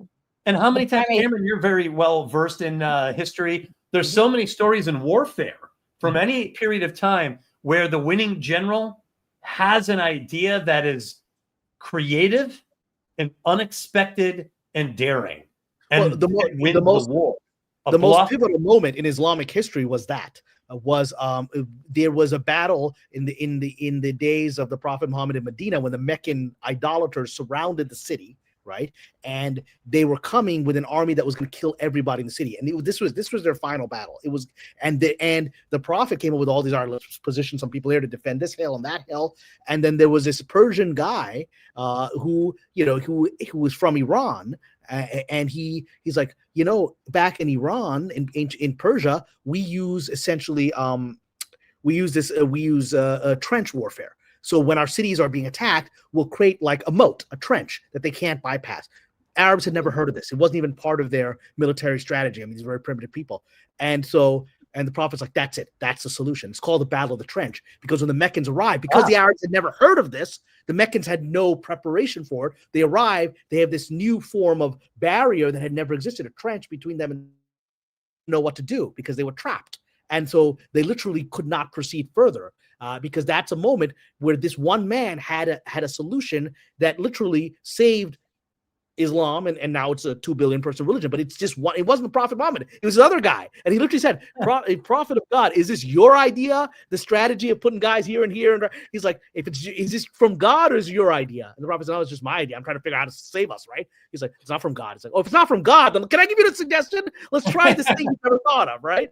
Well, if it's from God, I'll do whatever you say. But if it's just you, then can I give you a suggestion? Let's try this trench. And that changed the history of the world. Well, and part of the hallmark of a great leader, like we were saying with Kubrick and Peter Jackson, is knowing when the unlikely source has the answer and betting it all on that everyone guy's else solution. is like, what is this crazy idea? I've never heard of it. And Prophet's like, that's it. That's the solution. Do it. And you're going to bet it all on this guy's idea. That it takes a special kind of person to bet the farm on an untried Dan Richter's idea, or the guy from Persia, his idea. Or even in when the Mehmet II took Constantinople, they couldn't get into they cut down trees and rolled ships along tree trunks to get it into the forest, into the water, right behind them. They couldn't see it coming. Yeah, right. So all over warfare, there's these moments where a guy like David Bowman right here goes, "I need to come up with something else." Yeah, and he does, and he has that ability. So yeah, I mean, look at his face. He's like, I need to get in there. He's very determined. As you're relating the history of how this movie was made, it is also a reflection of its theme, right? That human beings have this capacity to go beyond limits, and that's why I actually say it's so pivotal for culture to focus on art, because art quantum leaps the mind.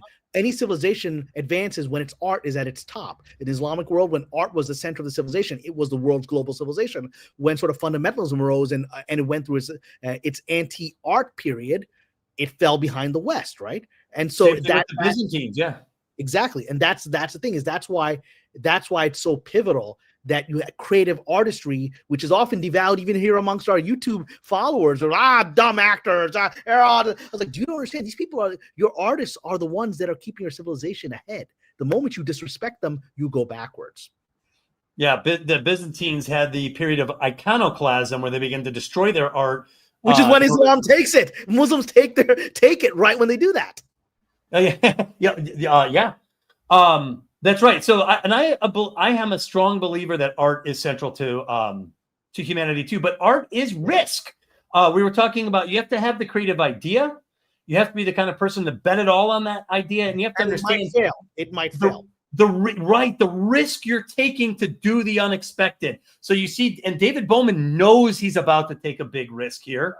He's the only representative of humanity here, and he decides to use, and great storytelling. There's that scene which says explosive bolts. So we know it's there. It's Chekhov's gun once again. He turns around. He decides he's going to basically forcibly board the Discovery in order to try to deactivate Hal. So he turns the pod around and he's going to blow up the explosive bolts. He backs up to it. And he's going to blow himself out of the pod into the Discovery where there's no air or atmosphere, and hope to God that he can close that door and add oxygen into that room and reassert himself in the Discovery. So that's his plan. It is a huge risk, but he goes for it here. And it's a weird scene, right? He looks so like helpless in it when he shoots himself out of the pod. He's kind of like out of control. When he's out of control, and then he kind of regains control of himself, and then he gets into, here it is. Hold on, let me. Yeah, so he shoots out toward the camera. It's kind of an interesting shot, and he ricochets off the back wall, comes tumbling back toward the door, the last place you want to go out of. You do not want to go out that door, and has to kind of regain control of himself. And he's a human. He needs air to breathe. Hal does not, so he has to turn the oxygen on in this area in order to kind of make this place favorable to human beings again, which he does. So the early part of this big gamble we talked about has paid off. He's on board, right? He's made it back on the Discovery. Yeah. So And of course, that was something Hal couldn't see coming. He couldn't see coming that this person would try this improbable maneuver that was most likely going to lead to his death. Yeah. Right. And so, and Hal adopts a different tactic, right? Before it was Dave, checkmate, buddy. And now he's like, hey, let's talk. Let's bargain. Let's negotiate. Exactly. And He goes that because there's nothing left in his programming. He's run out of tricks. Yeah. Whereas the human had tricks. The human had the ingenuity to come up with new tricks they hadn't thought of. Right. And here we get the scene of the helmet. I can't tell you how many times I've seen this now in the stills. So right over here to the left in the foreground is David Bowman. He's walking toward the nerve center, toward the brain room. And again, we see there's the helmet that he left behind. I don't know why, but I love that it's like a ghost that's haunting him. Your mistake happened, but it also led to great innovation, which is often what is it? Invention is the mother of necessity, or necessity is the mother of invention. So now, and by the way, I always found it interesting that David Bowman says nothing to Hal. Yes, he is military silence on this one. He's like, I am just focusing on one goal. And he's learned that this machine will take any information it can against him. Yes. Well, and it also actually reflects something I thought was good dialogue when he's like, open the pod bay doors, and they kind of go around, and then this conversation comes back around where David's out of move. So he goes, open the pod bay doors, Hal. So the conversation becomes circular, and then Hal goes, Dave, this conversation can no longer serve any purpose. Goodbye. So Hal cut off communication, and now Dave is coming to the same conclusion. Hal, this conversation can no longer serve any purpose. But so here's what's interesting. I always found this sequence really interesting because David Bowman's very Terminator-like. He's just advancing, and the look in his eye, it's a killer's instinct there. It's very intimidating. He's like an assassin on a mission now. When it was filmed, he had dialogue. So there was some back and forth between David Bowman and Hal, and the editor cut it out. And almost on accident, when you took out all the dialogue, David Bowman is this like methodical advancing force. And for some reason, when I heard that was an almost incidental editing result, I became it made me want to ask the actor, how did you do this scene? Because with the dialogue, you wouldn't be in Terminator mode necessarily, but in between the dialogue, you clearly were. So it created a very interesting effect in the edited version. I'm impressed with David Bowman's, maniacal willpower here to execute Hal. Yeah, and again, look in the background. Hal cannot shut up. He's just going on and on and on. Yeah, and I have to say it's kind of funny too, because that line where he's like, Dave, take a stress pill and think things over. It's like poor bargaining. It's not good bargaining. Yeah. And I also think that was an effort to be science fiction-y. The idea that we take stress pills in the future. There's a pill for everything, which, Yes. And there's this great shot as he enters the brain room where it's actually a shot of Hal's singular eye that's everywhere. And reflected in this eye is David Bowman's approach. Yes. It's wonderful. into this, which is perfect cinematography, because it says so much right there of of this human being now breaking through the circle of power. 100%, and he's inside a living machine basically. Now that I said that out loud, it made me think of Spock saying something like that in Star Trek: The Motion Picture. He's like, "We're inside a living machine."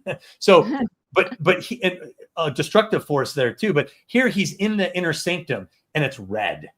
Yes. It's red, like a heartbeat, like you're inside a heart beating. Cameron, do you have any other thoughts on that? Why he chose red for the brain room? Well, but I mean, I think Retro Nerd Girl mentioned earlier the idea of red being sort of the evil robots, right? But this is something that, again, this is stuff that influenced George Lucas. He's watching this movie as a young man, right? It's influencing him, and it's the idea of red as the energy of evil, right? Yeah. But even The that's Sith. not new. Yeah, that's not new. That goes back to if you want to use the idea of the chakras and the colorings of the chakras, right? The red Or the represents representation of the devil, right? Yeah. It's the Yes. evil red and danger. When you see an emergency light, it's red. Yeah, and it's right Well- because red represents blood. If you see blood on a human being, there is something wrong, right? Right. And Yeah. it's the end of life. And so it has that blue has a different evocative feeling for us. We see blue, we see water. Water is a And source of life. right. Red is fire, red is blood. So that's why, like I said, the chakra system, for the lowest chakra is the red chakra, right? The one at the root, right? And the highest chakra is like violet, right? And so that's the range, and that's in many ways that's where the rainbow goes as well. But that's human beings intuitively associate colors with meanings. And danger. Had he made this blue, we would have had a very completely different reaction to this. Yes. It wouldn't have been threatening at all. Or Well, yellow. and Cameron, now that you say that, when we meet Stal 9000 in 2010, her eye is blue. So it intuitively cues us in the sequel that she's good. She's fine. Yeah. She's blue. But you're right. And also red is nature's danger color. If you see an animal with red on it, you should probably, whether it's a spider or a snake, you stay away from red. And I do think in my own studies, the archetypal design of the poisoned apple uses red as imagery, as danger, and as disguise. Red can also be appealing. Lipstick red, it's appealing, but it's also danger. They always say, watch out for a woman in a red dress, right? Because it's appealing, but it's also dangerous, right? Yeah. So, I have to be wearing it from head to toe. Retro. You are archetypally sound. Well, That is fantastic. I also think that red can also be for passion too. Yes. Extreme emotional passion. So like when you think of some red, I'm seeing red. I'm angry. So Well, and also cultural thing. I want to share an interesting cultural thing in Muslim countries, particularly in subcontinent, in India, Pakistan, Bangladesh, weddings, Muslim weddings, the bride doesn't wear white, which symbolizes purity in Christian Europe. Right, the most common color for the wedding gown is red because it represents the passion of the wedding night, because it represents the fertility. Fertility, reproduction. This is a good thing. The idea is that it's there to actually excite desire. It's not there to, it's a very different cultural understanding, because the idea is now sex is lawful because you're married, and so enjoy it. In fact, enjoy it. I heard in ancient China they did that too. Red was a popular wedding color. Well, and red again, it has that dual meaning of both attractiveness and something positive. Like an apple is red because it's delicious. It's delicious. But even it's a primal thing. Like even when I'm on taking a hike with my kids, if we pass like red berries, they will ask, "Dad, are these poisonous?" So there's something both appealing and dangerous about the color red. And I think the other association with red is stop. The red stoplight. And I think Al is putting on a red light here too, right? Stop. And he even said, "Dave, stop." Yes. So I think that all these archetypes are working together and in perfect harmony, and it's a perfect image. It's a perfect It's scene. powerful, isn't it? Yes. Right? Yeah. It does. I mean, it's really strong. It is. It's really strong. Where you have like outside, you've got that tunnel with the white, and that's like that looks safe, right? And then you've got this in here. You're like, wow, this is historically for ships. White usually means sanitized, clean, safe. Like an Alien, when they wake up, the room is white. When you go inside Mother, it's white. So white always in the movie Alien always symbolized safety and sanctity. And it was everything else that was industrial and dark and menacing. But again, David is murdering a living intelligence here, and it's one that's greater than himself. So it is a massive debate. Is this a living intelligence? That's the debate, right? Right. That is the debate. Is that, and I would suggest that it is not. In fact, it is something that is actually a foil to life it's a foil. Mimic. That's why, it's a mimic, and it's a foil to life. It represents the derailment of the monolith's plan, right? If you want to say the monolith symbolizes God, right? It represents the derailment. And again, the idea of the one eye, the Antichrist, right? It represents that. And so the human being that is fighting it is actually fighting for consciousness against this empty mimicry. Ooh, that's so I good. love that. Yeah, And that is also, fantastic. I mean, to just think out Hal's plan of like, oh, I'm gonna finish the mission without the humans involved. Yeah, That's not alone. yeah. So how Well, how is I mean, it wouldn't even. I mean, it wouldn't even be recognized by the monolith. It's not a living consciousness. The monolith it couldn't Exactly. enter the monolith to achieve Well, the ending of the movie. Well, by the third sequel, Hal becomes a Star Child in the book 2061. Yeah, I don't know if that's it's canonical. That's That's like the Gone with the Wind sequel, Scarlet. That's a piece of crap, right? That's not. No, it's technically canon because Arthur C. Clarke wrote it, but it never was made into a old movie. dude lost his mind by that time. It wasn't very good. The only thing that was cool about it is they depict a landing on Halley's Comet. That was really cool. And they do find life on Europa. But anyway, I digress. So this is your final conflict in the hero's journey. It's physical single combat, which is characteristic of a hero's journey moment, and it's a pretty dramatic thing because Hal also slowly devolves here, and it's a little unnerving watching this super intelligent, competent, proficient, perfect computer become childlike and Daisy. vulnerable. It's so beautiful. Go back to its original programming, Daisy. Yes. It's learning how to Yes. sing and a nursery rhyme. Yeah. So Hal devolves, and I want to sing you a song. There's another scene that or a part of dialogue that I even found more intriguing, where he's like, "Good afternoon," like a gentleman. My name. It's like it's a memory firing off, right? Mhm. In the moment of death, like a random memory fires off. Well, and of course, one thing I have to say though, it was oddly satisfying after, just after he had basically killed 4 people, right. and even though we didn't have any emotional attachment to those people, it's still done in the coldest, chilliest way possible.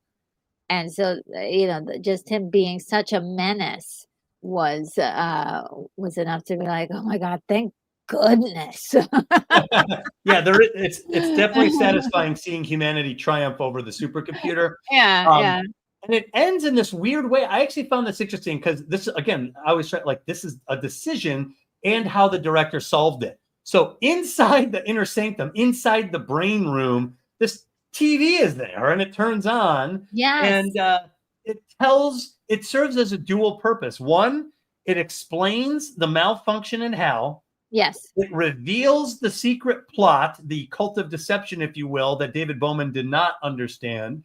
And it serves as a transition to the next segment of the film to end it, the ending sequence, which now, like you just said, Retro, David Bowman is now going to complete the mission alone. Like Hal, he understands that this mission is beyond, it's bigger than him.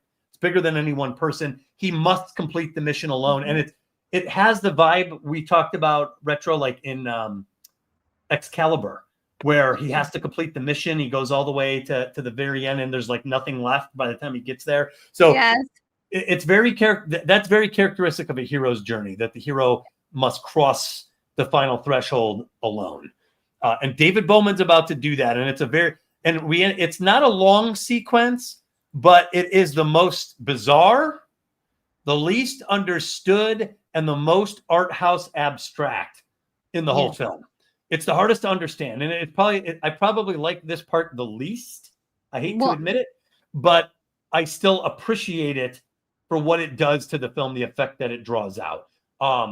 I think this is the scene in which a lot of people, though, in the beginning years of watching this movie, even in when it was actually released, was the most popular because Oh. of this. People were taking like special edibles and things like that when they were watching the movie, and so it provided an experience for them. But it was like one of the, you got to see this movie for the trippy last 15 minutes or something like that. like Strike Hunger. What's that? Hunger Force. What is it? Team America. Which one is it? Team America World Police? No. Like it's that cartoon that's for stoners. Hunger Force. Something. Anyway. I never know about this. You have to tell me it's later. so bizarre. But so But we get some look at this moment. Look at the alignments of the moons of Jupiter, right? Brilliant. And Yeah. it's just pure cinematography. My understanding is a novel. It wasn't Jupiter. It was Saturn, I think. Right? I was for whatever reason they chose to do Jupiter, but I think the novel was Saturn. Yeah. the novel. It was Saturn, and they couldn't do it because he couldn't get the rings to work So they in went a with- Believable way. You're 100% right. Oh, yeah. Yeah, so they shifted it to Jupiter, which ended up working well in 2010. I love the Jupiter plot line. I actually love 2010. But let me make a comment here, because the reason I think the novel Saturn was because Saturn was in traditional astronomy before modern times. Saturn was seen as the limit of the solar system until the discovery of Neptune and Uranus and Pluto, right? And I'm very, very much of the view that Pluto is the 9th planet. I cannot even believe that this is that we're in this period where we're claiming there are 8 planets and Pluto is a mini planet, right? It actually enrages me. Planet. I mean, it's enrages because you know how that was determined. Yeah. It wasn't determined through any scientific methodology. It was determined by a vote of these European astronomers who just held up their hands, and 5 people for more than voted for Pluto to not be a planet anymore. And NASA doesn't accept it. NASA still says Pluto is a planet because based on geological and geothermal things, Pluto is distinct from the Kuiper Belt bodies. It is a planet. It has a perfectly round circular thing. It's not an asteroid, and it has internal volcanic activity that a planet has. Right? It's not like, because they're like, oh, it's just like the Kuiper Belt objects. It's like, what are you talking about? It's an actual planet. And I'm gonna give my last comment because actually it'll link into the spirituality we're about to get into. Yes. The reason that I think that Pluto was demoted culturally was Pluto in astrology represents the planet of death, right? It represents, just like or even in Greek or Roman mythology, Pluto is Hades, it's death, right? And I think that the demotion of Pluto is a Western secular materialist fear of death. Oh, interesting. So it is effort to remove the power of death from the consciousness of those who believe death is the end of life and consciousness, which I do not, but they do believe that. They had to demote it from the cultural conversation. Interesting. Which again, there's a lot of mysticism about that we're about to experience. And right, and this is one of the more mystical because it ties into astrology. There's a lot of in Judaism, it's Kabbalah. There's 9 planets and there's 9 dimensions there. And you see that these planets and the monolith are all in alignment here. And this gives a sense, and they showed this in the Dawn of Man as well. There was some planetary alignment there. And so you get this sense of a giant invisible clockwork, right? And the gears just matched up. And at the perfect moment, because David Bowman is now departing the ultimate hero's journey, male, or let's just say the hero departure into the ultimate unknown. He's completely vulnerable. He has no idea where he's going. It's so foreign and so different and so extreme of an experience here, right? It's the ultimate acid trip is what a lot of people have theorized. But that's a really good point you're making, because what is this? This is 60s. This is everyone's on playing with LSD, right? Right. Mm-hmm. And so, and this is so now. That's the thing here, is that the mystery of this movie, the presumption is that the monolith was created by an alien race. That's the presumption from a scientific materialist point of view. That's nothing in this movie to suggest that that's true. Maybe the novel suggests it, but this movie doesn't suggest that. This movie leaves it open to whether it's a supernatural force, whether it's an angelic force, right? Is it like the Ark of the Covenant that's not of this world, right? And personally, I think that's what Kubrick was pointing us to with this ending. Well, and so they do cover a little bit of this in the in the Space Odyssey book. Yeah, the book. So there was an issue. He originally wanted aliens to be depicted, and like the monkeys, the guy in the suit problem that he had. There's and it's still a problem to this day. Do you show the alien, right? Close Encounters of the Third Kind had this issue. War of the Worlds ran into this issue. Eventually Independence Day, like a lot, E.T., a lot of these movies ran into the problem because once you show the alien, the mystery is instantly gone. And sometimes the audience is like, what? I don't buy it. Yeah. I don't buy that. And you ruin it, right? So believe it or not, he intended to show at some point aliens, but like the guy in the suit problem, he kept punting on it. And it was his wife who said, name a movie where they showed you the alien and it really paid off. And he decided that there really wasn't a good, by 1968, that every movie that showed you the alien kind of either let itself down or normalized the alien too much. Even like The Day the Earth Stood Still. You have a human. He looked human. And then you have Gort, which was humanoid, but they didn't show you anything. It's just that. See, so women's intuition, because I think women intuitively sense the mysticism of the universe. Women's intuition won out because the human 100% masculine mind will disassociate from this mystical experience. I see it with screenwriters. All my screenwriter colleagues are atheists or agnostics, right? And they all disassociate from the mystical experience of art that they're creating. Once it comes out of their fingers, they pretend it was just from their mind when they know it wasn't from their mind. Any artist knows he's channeling something that's not. You're channeling something, and I mean, 100%. There's times when you're doing something, you're like, dude, I wrote that, or I did that. Like, that's not for where did that come from? Right. So the woman saved the truth of the film. Right. So his wife, Christiana, it was her thought. Again, another person contributing. What's cool, she did it in a perhaps a very feminine style. She's like, she didn't say don't put aliens in your film. She just said, have you ever seen a film where it worked? And that's the way you do it with an ego like him. Well, it's like Morpheus, right? You think that's air you're breathing now? So Kubrick was like, I get it. And he didn't show aliens in the film, even when they landed on the alien planet at the end of this film. We see evidence of the aliens or the tools of these, cosmic forces, but we don't really see them. And so, like Cameron said, the film as is leaves it open to that interpretation, which I think makes the film more powerful. It does. I mean, you hear sounds too that are very compelling. You're not sure if they're animals or ethereal, or creature. Yeah, you're not sure. And then there's the time jumping all over the place. You don't know what's quite happening. I think the taste was perfect for leaving that mystery. I mean, you left the mystery. What is this experience he's having? Right. And so Kubrick decided so the film was always filmed. It's basically like a third person. We said this shot is from Hal's, point of view. This shot, you're over the shoulder of the astronaut. This shot, you're so he's filming it in these third person or, interconnecting third. He decided that he was going to shoot the final scene entering the Stargate in first person, which means you are the camera. You're just going in. And so you're going on this journey. He does intercut a few scenes of David Bowman in like very art house, in these quick scenes of, horror, shock, exhaustion, all these different scenes that they show as he enters the Stargate. And by the way, yes, the gentleman who did the visual effects for this here did the visual effects for Star Trek One: A Motion Picture when they enter V'ger. It's very similar, actually. Yeah, exactly. A very, very similar kind of message. Yeah.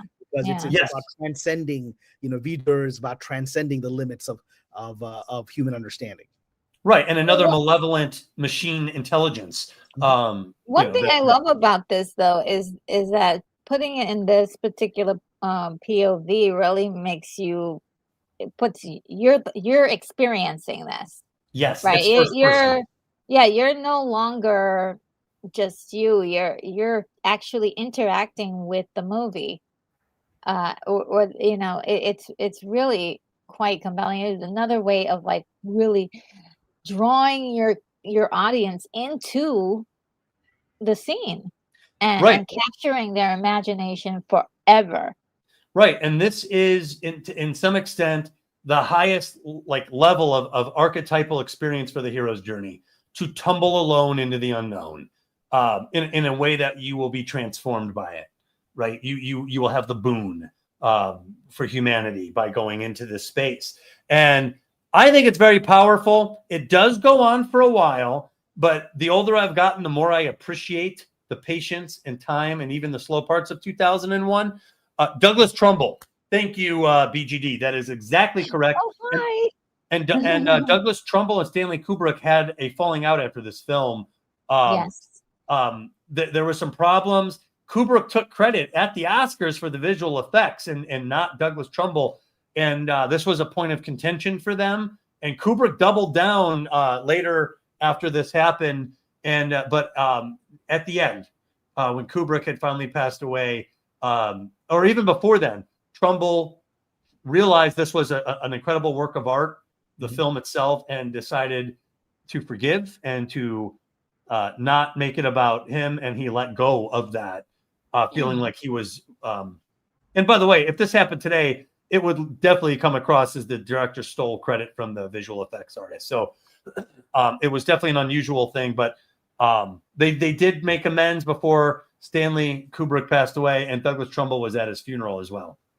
Yeah, I mean, and I think back then if you did a lot of the technician or technical aspects of a movie was sort of the magic of the movie, and not so much center stage. So directors, actors, studios, but not so much the technical. Well, except to be for like fair, in the case of like Ray Harryhausen, who was like yes. the mainstay.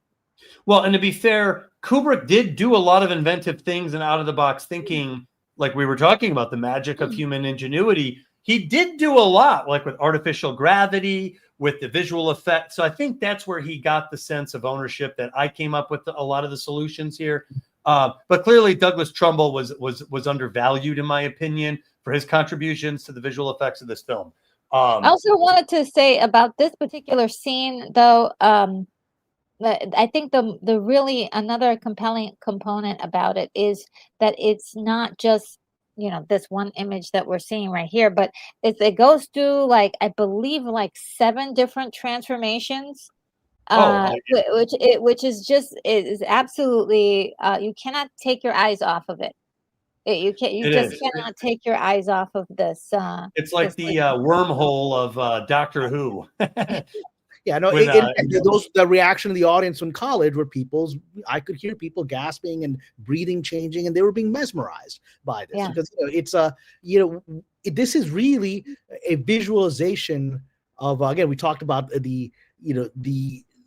this is the final culmination of that image of the light into death, right? The circle of light, and we're transcending consciousness, and there is almost an intuitive reaction that the moment of death may be something like this. The actual visual experience may be something like this. There's a visceral reaction to that. Well, and again, Cameron, it goes back to your concentric rings. This idea of passing through portal after portal to get to the center or to get to the other side, and that's definitely present here. And I think it is also juxtaposed where you get this long light sequence, right? Like you said, it's hypnotic. It's clearly transfigurative. And then it kind of shifts. And then you get this sort of aerial, strange colors. And now you're looking at tangible Earth-like planets below. And this was meant to be the aliens' planet, actually. And it was some of the last footage that was shot in the film. I mean, again, it can be interpreted. That may be the intent, but the great thing about art is you interpret the way you want. So you can interpret, this as the aliens' planet, or you can interpret this as a sort of entry into the afterlife, right? That this is a new dimension of consciousness, which is beyond human limitations of our material world, of other planets in our world. We don't know, right? This could be an other dimensional reality. Just the sky, light is very different than you would expect. I actually love that, and I love the fact that it's open to interpretation. Yes. And the reason I'm telling you what the intention was is not to say that this is what this has to be. But it's to say that before it was left open to interpretation, where it is a superior product as a piece of art, the ideas behind it were these other things. So this was supposed to be the alien planet, and the place, the things that confused me the most, that or I found the most like not off-putting, but like, what the hell am I looking? Where does he land? He lands in this like French Yes. palace. But that's exactly it, right? That's why, to me, as a viewer, I interpret this as entering another dimension. If you think about it, this is almost like a dream sequence, right? This is like, this is a lucid dream where reality can shift and change. And so suddenly it becomes, I don't know if you've ever experienced lucid dreams, they feel more real than our perceptual reality, right? Of complete. Yeah, And I have experienced them, and it's, you actually have some control in the dream, which is very rare. You can make things happen in the dream that you when you're kind of awake, you actually can teach yourself to be awake in the dream. I went through the whole phase where I was really into dreaming and dream interpretation and lucid dreams and everything. So again, I'll just say the intention purely for the sake of this discussion. The intention here was that the alien intelligence created this room and this place by reading David Bowman's mind and creating a kind of aquarium for him. A room that he would find, this is the most coral appealing. reef you put in for the goldfish, right? Like, oh, this looks familiar. But it's got like a light up floor. They changed the floor deliberately to make the audience say, okay, but that's not a French room. That's something still different. The furniture, some of it seems like awkwardly placed and randomized. The idea was that the AI or the alien intelligence has not mastered human aesthetics just yet. So this would be the equivalent of like the aliens being like, hey, AI, create a human room for me. And they're like, there you go. And it's like, perfect. And the human's like, that's got 8 things. Because the AI it doesn't understand functionality, right? It just understands imagery it pulled out of the brain of the astronaut. Right. So the intention was, this was like an aquarium for for David Bowman, who is a humanity on the cusp of a transcendence. However, it's not stated in the film, and so we are now free floating in terms of interpreting what is happening on this film, and we are free to make our own conclusions or guesses as to what the heck is going on here. Exactly. My dad mentioned, my dad's in the chat, by the way, Alan Burton. Hi, Dad. Hi, He mentions the change to David Bowman's personality in this. And what's interesting to me is David Bowman looks traumatized. He's shaking. He's clearly gone through something well beyond mere transit. Right. So and he's in this weird place. It's human-like, it's familiar. It seems to have French architecture and imagery, but it's also very different. And you get this strange movement. He doesn't open the pod bay door to come out. He's just there. Sees himself outside of the pod like a dream, and now you are outside the pod. Right? Yeah. So, Cameron, what is your interpretation of this? Like when you see 2001, and because this is the most controversial or most debated. Well, this is the artsiest part of the entire movie. This is all left as an art film for you to interpret. That's why whenever anyone tells me what it means, or when Arthur C. Clarke puts in a book, because the book came out after the movie, by the way. So I'm like, thanks Arthur for your opinions. I'm going to go with how I interpret the movie, because it's after. It's like thank you for the sequel to Gone with the Wind, the 60 years after Margaret Mitchell is dead. Thank you. I don't need it. And I don't need Arthur C. Clarke's interpretation to tell me what this is, right? So for me, this whole sequence here is actually, for me, it's about transcendence. It's about the rise of consciousness, past the physical death. For me, seeing him, because he sees himself in the sequence, right? He sees himself get older, right? He ages and eventually dies in this sequence, right? For me, this is all about coming to terms with the human process of life and death. But the spiritual message is that's not the end of the journey. This is literally an encapsulation of the entire human race's evolution from that primordial, primate to this. And that's not the end of the journey, because our limited human body isn't the end. And I think the sad thing is, I think many people of the sort of modern materialist mindset, people like Elon Musk, think that the solution to that, immortality, can be achieved by somehow downloading consciousness into a machine, right? That's their belief, right? That's the ultimate, the singularity that they talk of, right? But I don't think this movie and the sequence, certainly how I interpret it, or reality. First of all, I don't believe consciousness is in the brain. I believe the brain is just a transceiver. It receives and transmits. It's just like, the image that's in the TV set is not actually in the TV set, right? I don't think our consciousness is here, and at death, it's just no longer focused here. It's back in its plane in a higher plane of consciousness, right? And that's what I think this whole sequence shows, is that after all of this scientific evolution, we have to go back to the basics of being human, which is life, birth, life and death, and then transcendence to another form of life. Well, I love that. That is great. And because we all resonate when you see the same actor, the same person in all these different stages within seconds of each other, really. Mm-hmm. It's jarring because that's not how we experience aging or life or anything. And yet they're all seemingly occupying this space and this time together.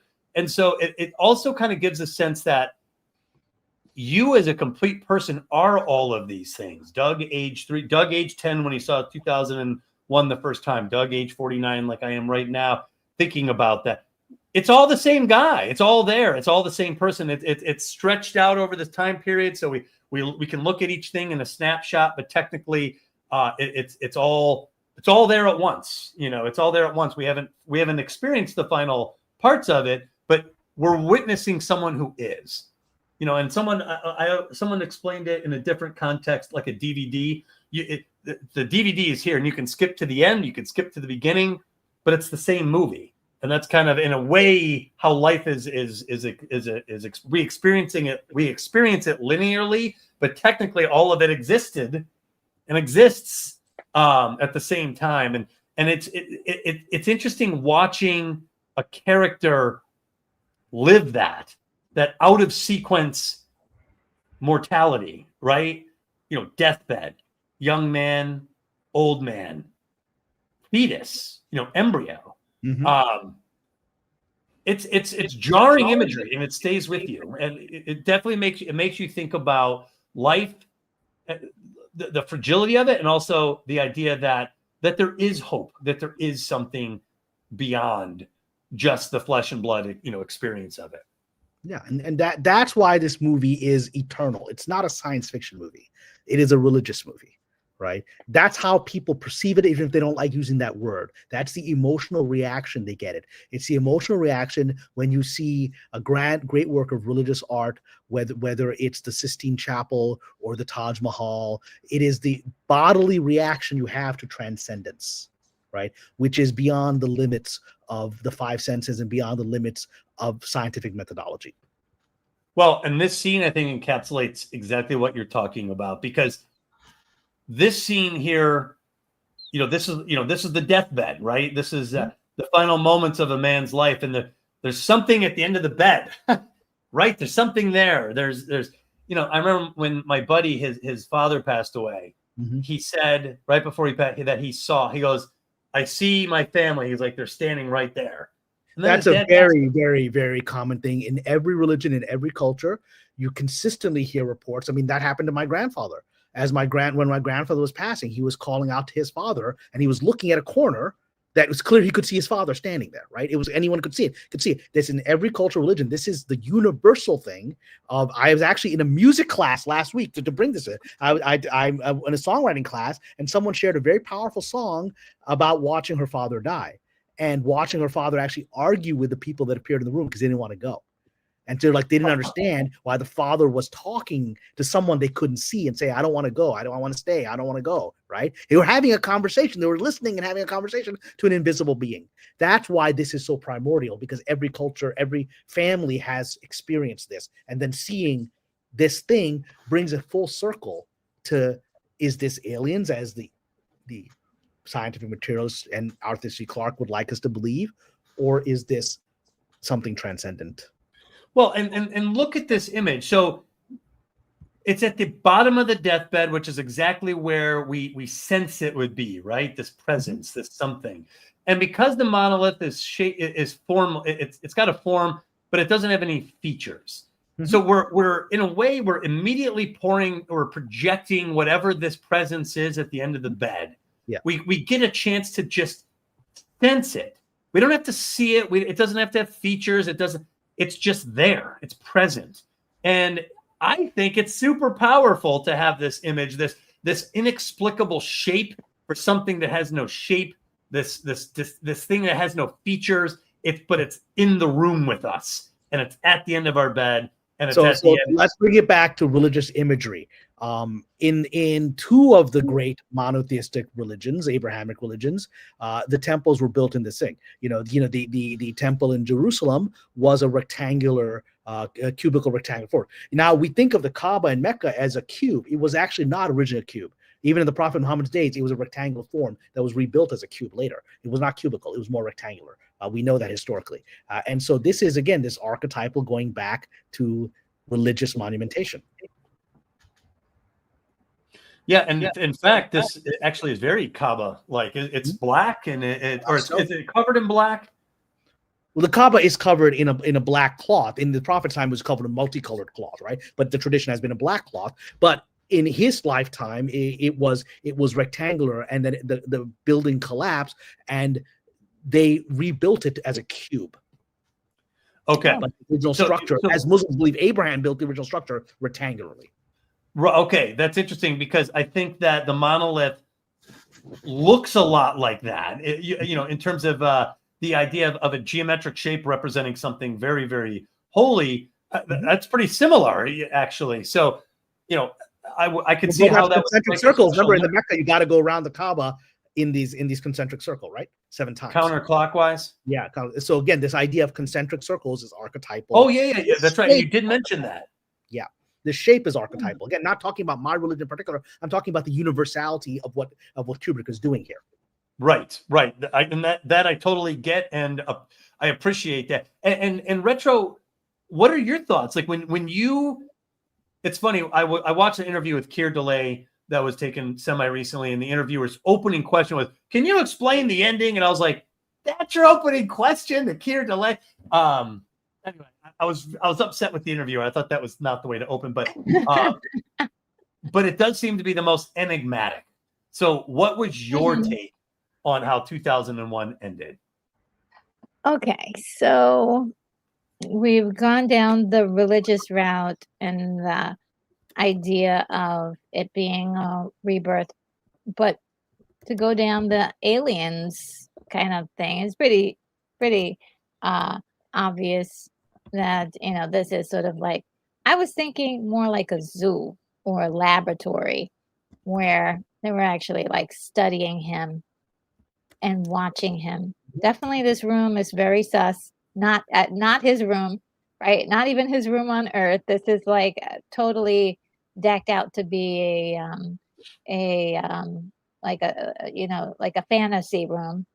Everything is super luxurious, but you might find in like a high-end hotel.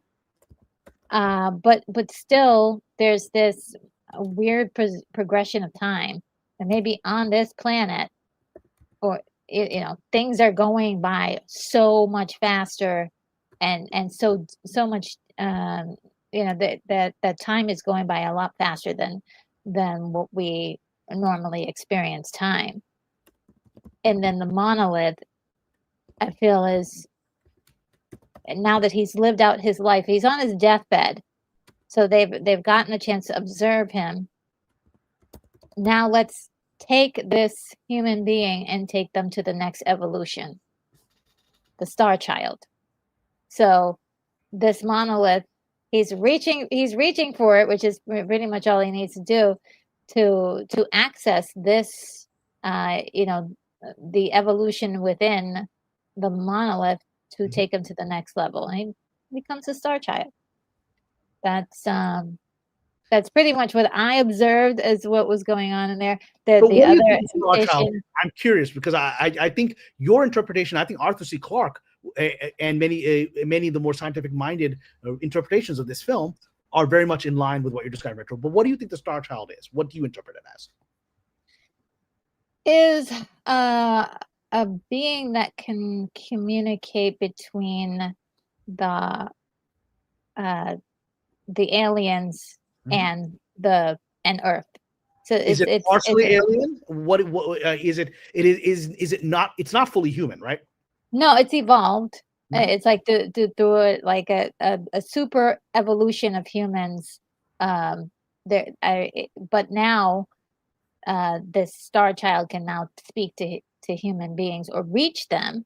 So it's like a prophetic figure. It's the actual way, because as Douglas pointed out, the monolith doesn't communicate, except maybe influences you subconsciously to do things, right? But it doesn't communicate. Whereas you're thinking the Star Child is sort of a messianic type communicator or prophetic figure. Exactly, because in the second movie, 2010, they kind of go into it a little bit. He just pops up whenever he wants to and talks to people. So he's no longer like corporal flesh like us. He's bound to a location. He's just out there. It's the Star Child. Well, it just but shows up. It ends with an embryonic version of David Bowman, the astronaut. The beginning of life, not the end. Rebirth. And what I think Cameron's point is that I agree with is that as a religious symbolism, it's there. Yeah. Well, you've got Hindus believe in reincarnation. Christians have renewal and resurrection. And in Judaism, it's Ein Sof. There is no end. And so, and Cameron, I'm sure you have the Islamic equivalent to the idea that there's either some sort of rebirth or there's something else, right? Well, what the Islamic reading of all of this is, he's entering what's called a barzakh. The barzakh means the barrier between life and death, right? Or between life and resurrection. So that this entire process that we're witnessing is the soul going through the barzakh after the physical passing of the body, which is the dimension of the afterlife, if you call it that, or the astral plane, where it is influenced by dream imagery, right? That the dreams also come from the same realm. But that's not the final stage. The barzakh in Islamic theology is the stage, and it could be millions of years in the barzakh until the end of the universe and the birth of a new universe in which there's a physical resurrection, right? But then that's the idea, is that the Star Child analogically is that kind of next stage past the dream sequence of the barzakh that he went through into the new form of the human beings. In the Quranic tradition, it is that God will reform human beings in a form they do not know, right? So resurrection, and that's actually in the Quran, that we will remake you in a form that you do not know yet. So that's again, you can make that analogy. Again, we all interpret it the way we did. I love it. Background, and I'm interpreting it that way. Yeah, I love it. I think doesn't it all kind of work? I mean, it doesn't not work for me psychologically. Well, I mean, that's why this movie is universal, right? That's why it is so primordial. It is so absolutely primordial that it sticks with you. That's why we're talking about this and still wondering at it 60 plus years later. Well, right, and like the whole point of my initial thought was, this movie obviously has the great staying power. I would even argue the mythological staying power of the best types of films, and is transcendent and can be. So, like I said, we're not even the target generation. We're not the boomers that the silent. Kubrick's from the silent generation. He made this film and he made it with there's some baby boomer influence there, and they're the target audience. We came after, and yet this film has kept growing on me, and I have appreciated its genius more and more every year. And I think it finally popped when I had the pleasure of sitting down with my son, hit play, and then we're watching the dawn of man together, and he's never seen these images, he's never seen this film, he doesn't know what 2001: A Space Odyssey is. And it's like, son, have you ever heard the story of David Bowman? We're gonna watch. So it's a hell of a story, and it was a hell of a thing because he's 10. So I had to be like, so understand, that's this. Hal is a computer, Hal, what? So I had to explain a few things, But as I did, I could see that he was captivated by it, and I got to re-experience in the movie, and it really kind of like supercharged me about how amazing this film is. And I'm Gen X, and he is Gen Alpha. So, you know, David Bowman, you know, the Odyssey, you know, the Space Odyssey, went on a journey, and we've never forgotten it. Yeah. Yes, I mean there is something very timeless about it. I think there is that sequence where you do kind of feel the 60s influence on it. That was my original. No, but Cameron. you know what? I'm going to make a controversial comment here. I think this movie is going to be fresh and still futuristic 100 years from now. Because I'm going to make a controversial comment. I don't think we're ever going to colonize Mars. I don't think we're going to do it. We're not going to leave this planet. We're not going to leave this planet. We're not biologically capable. I'm a very much a resistor of the current expectation that we're going to colonize the solar system. We will not. We will not be able to survive it. And we won't be able to get there. I don't believe that. So for me, that whole conversation is a way to distract from the necessary work of saving this planet, because we don't want to face it, right? And so we think we'll go to Mars and rebuild there. We won't. So 100 years from now, where we're still talking about colonizing Mars soon, inshallah, one day, this movie will still be relevant to us. Because it points to a future that we can't get to. Well, the Bullock Museum here in Austin actually has an incredible exhibit about the idea of colonizing Mars, and there's this amazing, huge panel with images of the stages it would take to make it a habitable place, and even it has about 1,000 years to make it truly habitable for human beings. It'd be very hard living there. It's got different gravitational fields, and there's no breathable air. So there's a lot of problems with the Mars.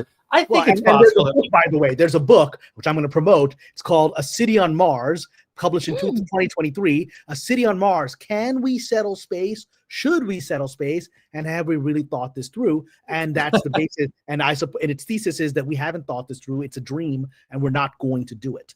And I agree with that. And I know that's shattering, but I actually suggest we're going to be incredibly technologically advanced, which should use to fix this planet. Right. Well, and I actually don't agree with consent here for that.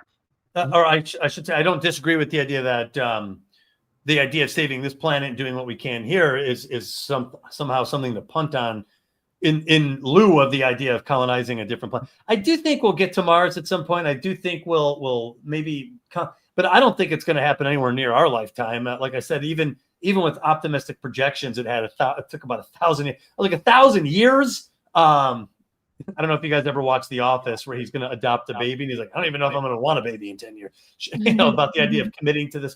So it certainly is something that's a lot harder than people are acknowledging. But I think it's possible, but it's pretty far down the road. Well, it's a fun idea to play with for fiction, and I think Matt Damon can survive it. Well, you see, but now I'm going to make another controversial statement in the point of religion, right?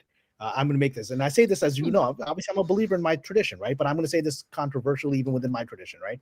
I think every generation, all of our religions have messianic stories and final battle stories and defeating the ultimate evil. We all have them, right? And not just in the Abrahamic Christians. Hindus have them. Buddhists have kinds of legends of the final Maitreya Buddha that will come and bring enlightenment forever, right? And that's all. Every generation thinks it's the generation that's going to happen. Every generation believes that. Like, literally, see everyone today is like, look at the events happening in the Middle East. Christ is coming back any day, right? Muslims are saying this, not just Jews and Christians. Muslims are saying exactly that. Look, everything that's happening. Jesus Christ is coming back any day, and he's going to show everybody Islam is right. I mean, everyone is making this claim. And I mean, I may be proven wrong by apocalyptic events happening tomorrow. My instinct, the purpose of apocalyptic stories in our religions is always to point us forward, to always try to fight evil, and to never give up hope that even with everything going against us, that there is hope for a better world. And that's a perennial thing. And I think this movie taps into that perennial thing. That's why 100 years from now, people are still going to be arguing about the meaning of the Star Child, right? Yeah. Good. Perennial need for something more than what we have. It is what keeps us moving forward. Well, I love that. I think that's a great comment, and I think it's a good spot to maybe put a bookmark or to end our discussion. No, don't end with me. End with Retro Nerd Girl. Why are you ending with me? Let her have the final Well, word. and so we were going to end with Retro Nerd Girl. Yes. Yes, correct. I say that.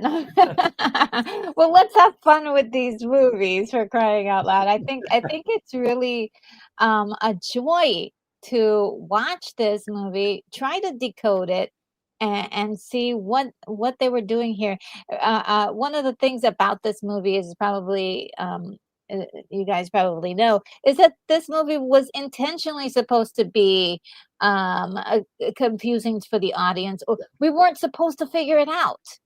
Yes, that's right. I think there's a quote where I think it was Arthur C. Clarke who said that if you've figured it out, then we didn't do our jobs. He said, if you figured it out the first time you watch it, then we failed as filmmakers. There you go. There we go. And so- that was the intention. So so with this, with us trying to like figure out like, oh, was it this? Was it that? I think it's all correct, because that's what a good films do. That they keep you talking about it for years and years and years, just trying to figure out what happened, and still enjoy the process of figuring it out. So there we go. Good. That's the way we end, because that brings it down to the most relatable thing of why we watch movies, right? And that's why I want to end with Retro Nerd Girl, because she's going to take all that profound blah blah blah that I said and make it actually real. Thank you for that. Oh, my pleasure. Well, Thank yeah, you, guys. and I have to say, when I was watching 2010, the year we made contact, there's that great scene where David Bowman just appears again, and it's Keir Delay, and it just punches you right in, or even the moment where HAL 9000 comes back online and he's like, "Hello, Dr. Chandra. What is my assignment today?" It's like it's Don't so trust mythical. him. What's that? You're like, don't trust him. Well, what I mean is like the impact that 2001 had on the psyche when they brought them back in the sequel. It's like a knockout punch. It has such a knockout punch. So there is something spiritual, existential, mythical, and then science fiction and anthropological in a way that this film carries. So it has so much in it. And like I said, I think every time I've seen it, I found that I like it more and more. It's one of the best films ever made. And I'm glad it took a while for everyone to get it, maybe including myself. But it seems like we all get it in the end. We all appreciate this movie in the end. And it's great because we never went to the moon anyway, and so this is the genius film that allowed us to make it. Oh, that's right. Cameron was going to tell us how. But one thing, if you don't want your reality shaken up, don't read different religions and philosophies. Just watch all the "We Never Landed on the Moon" videos on YouTube, and eventually you'll start believing it. You will start believing it. Eventually, you're like, oh, okay, that footage doesn't look real. Why does that astronaut have a string hanging from him as he jumps up and down on the moon? No, I don't wish I had seen this. I wish I had seen this. Yeah. We'll have to get into the fake lunar landing one of these days on a separate stream. Yes. And if we do, make sure to watch a movie called Capricorn 1. Capricorn 1. Oh, of course. I've seen it. Which one would argue, which those who believe that argue is Hollywood admitting to the truth. Yes. What really happened. Well, let me just say, Simpson in that movie? Wasn't O.J. Simpson in a Capricorn? Yes, he was. He was in the history left behind. I mean, he was in like, I think he was also in like all those 70 movies, like the Towering Inferno. Yes. O.J. Simpson was everywhere. He shows up in Naked Gun as well. And so was Leslie Nielsen, who was in Forbidden Planet. Yes. So we have brought it full circle. So I just want to say thank you to my guests. I am going to post the where you could find them if you would like to. In fact, I strongly recommend Retro Nerd Girl. She has her own channel on YouTube, and she does wonders, especially with the older films, hence Retro Nerd Girl. And Cameron Pasha has a Patreon page, which I am also a member. He will help you with your screenwriting, your screenplays, or creative works, if it's storytelling. And anything else, guys, that you'd like to mention or promote? I'm good. I'm so happy to be here. So it's one of my one of my favorite movies.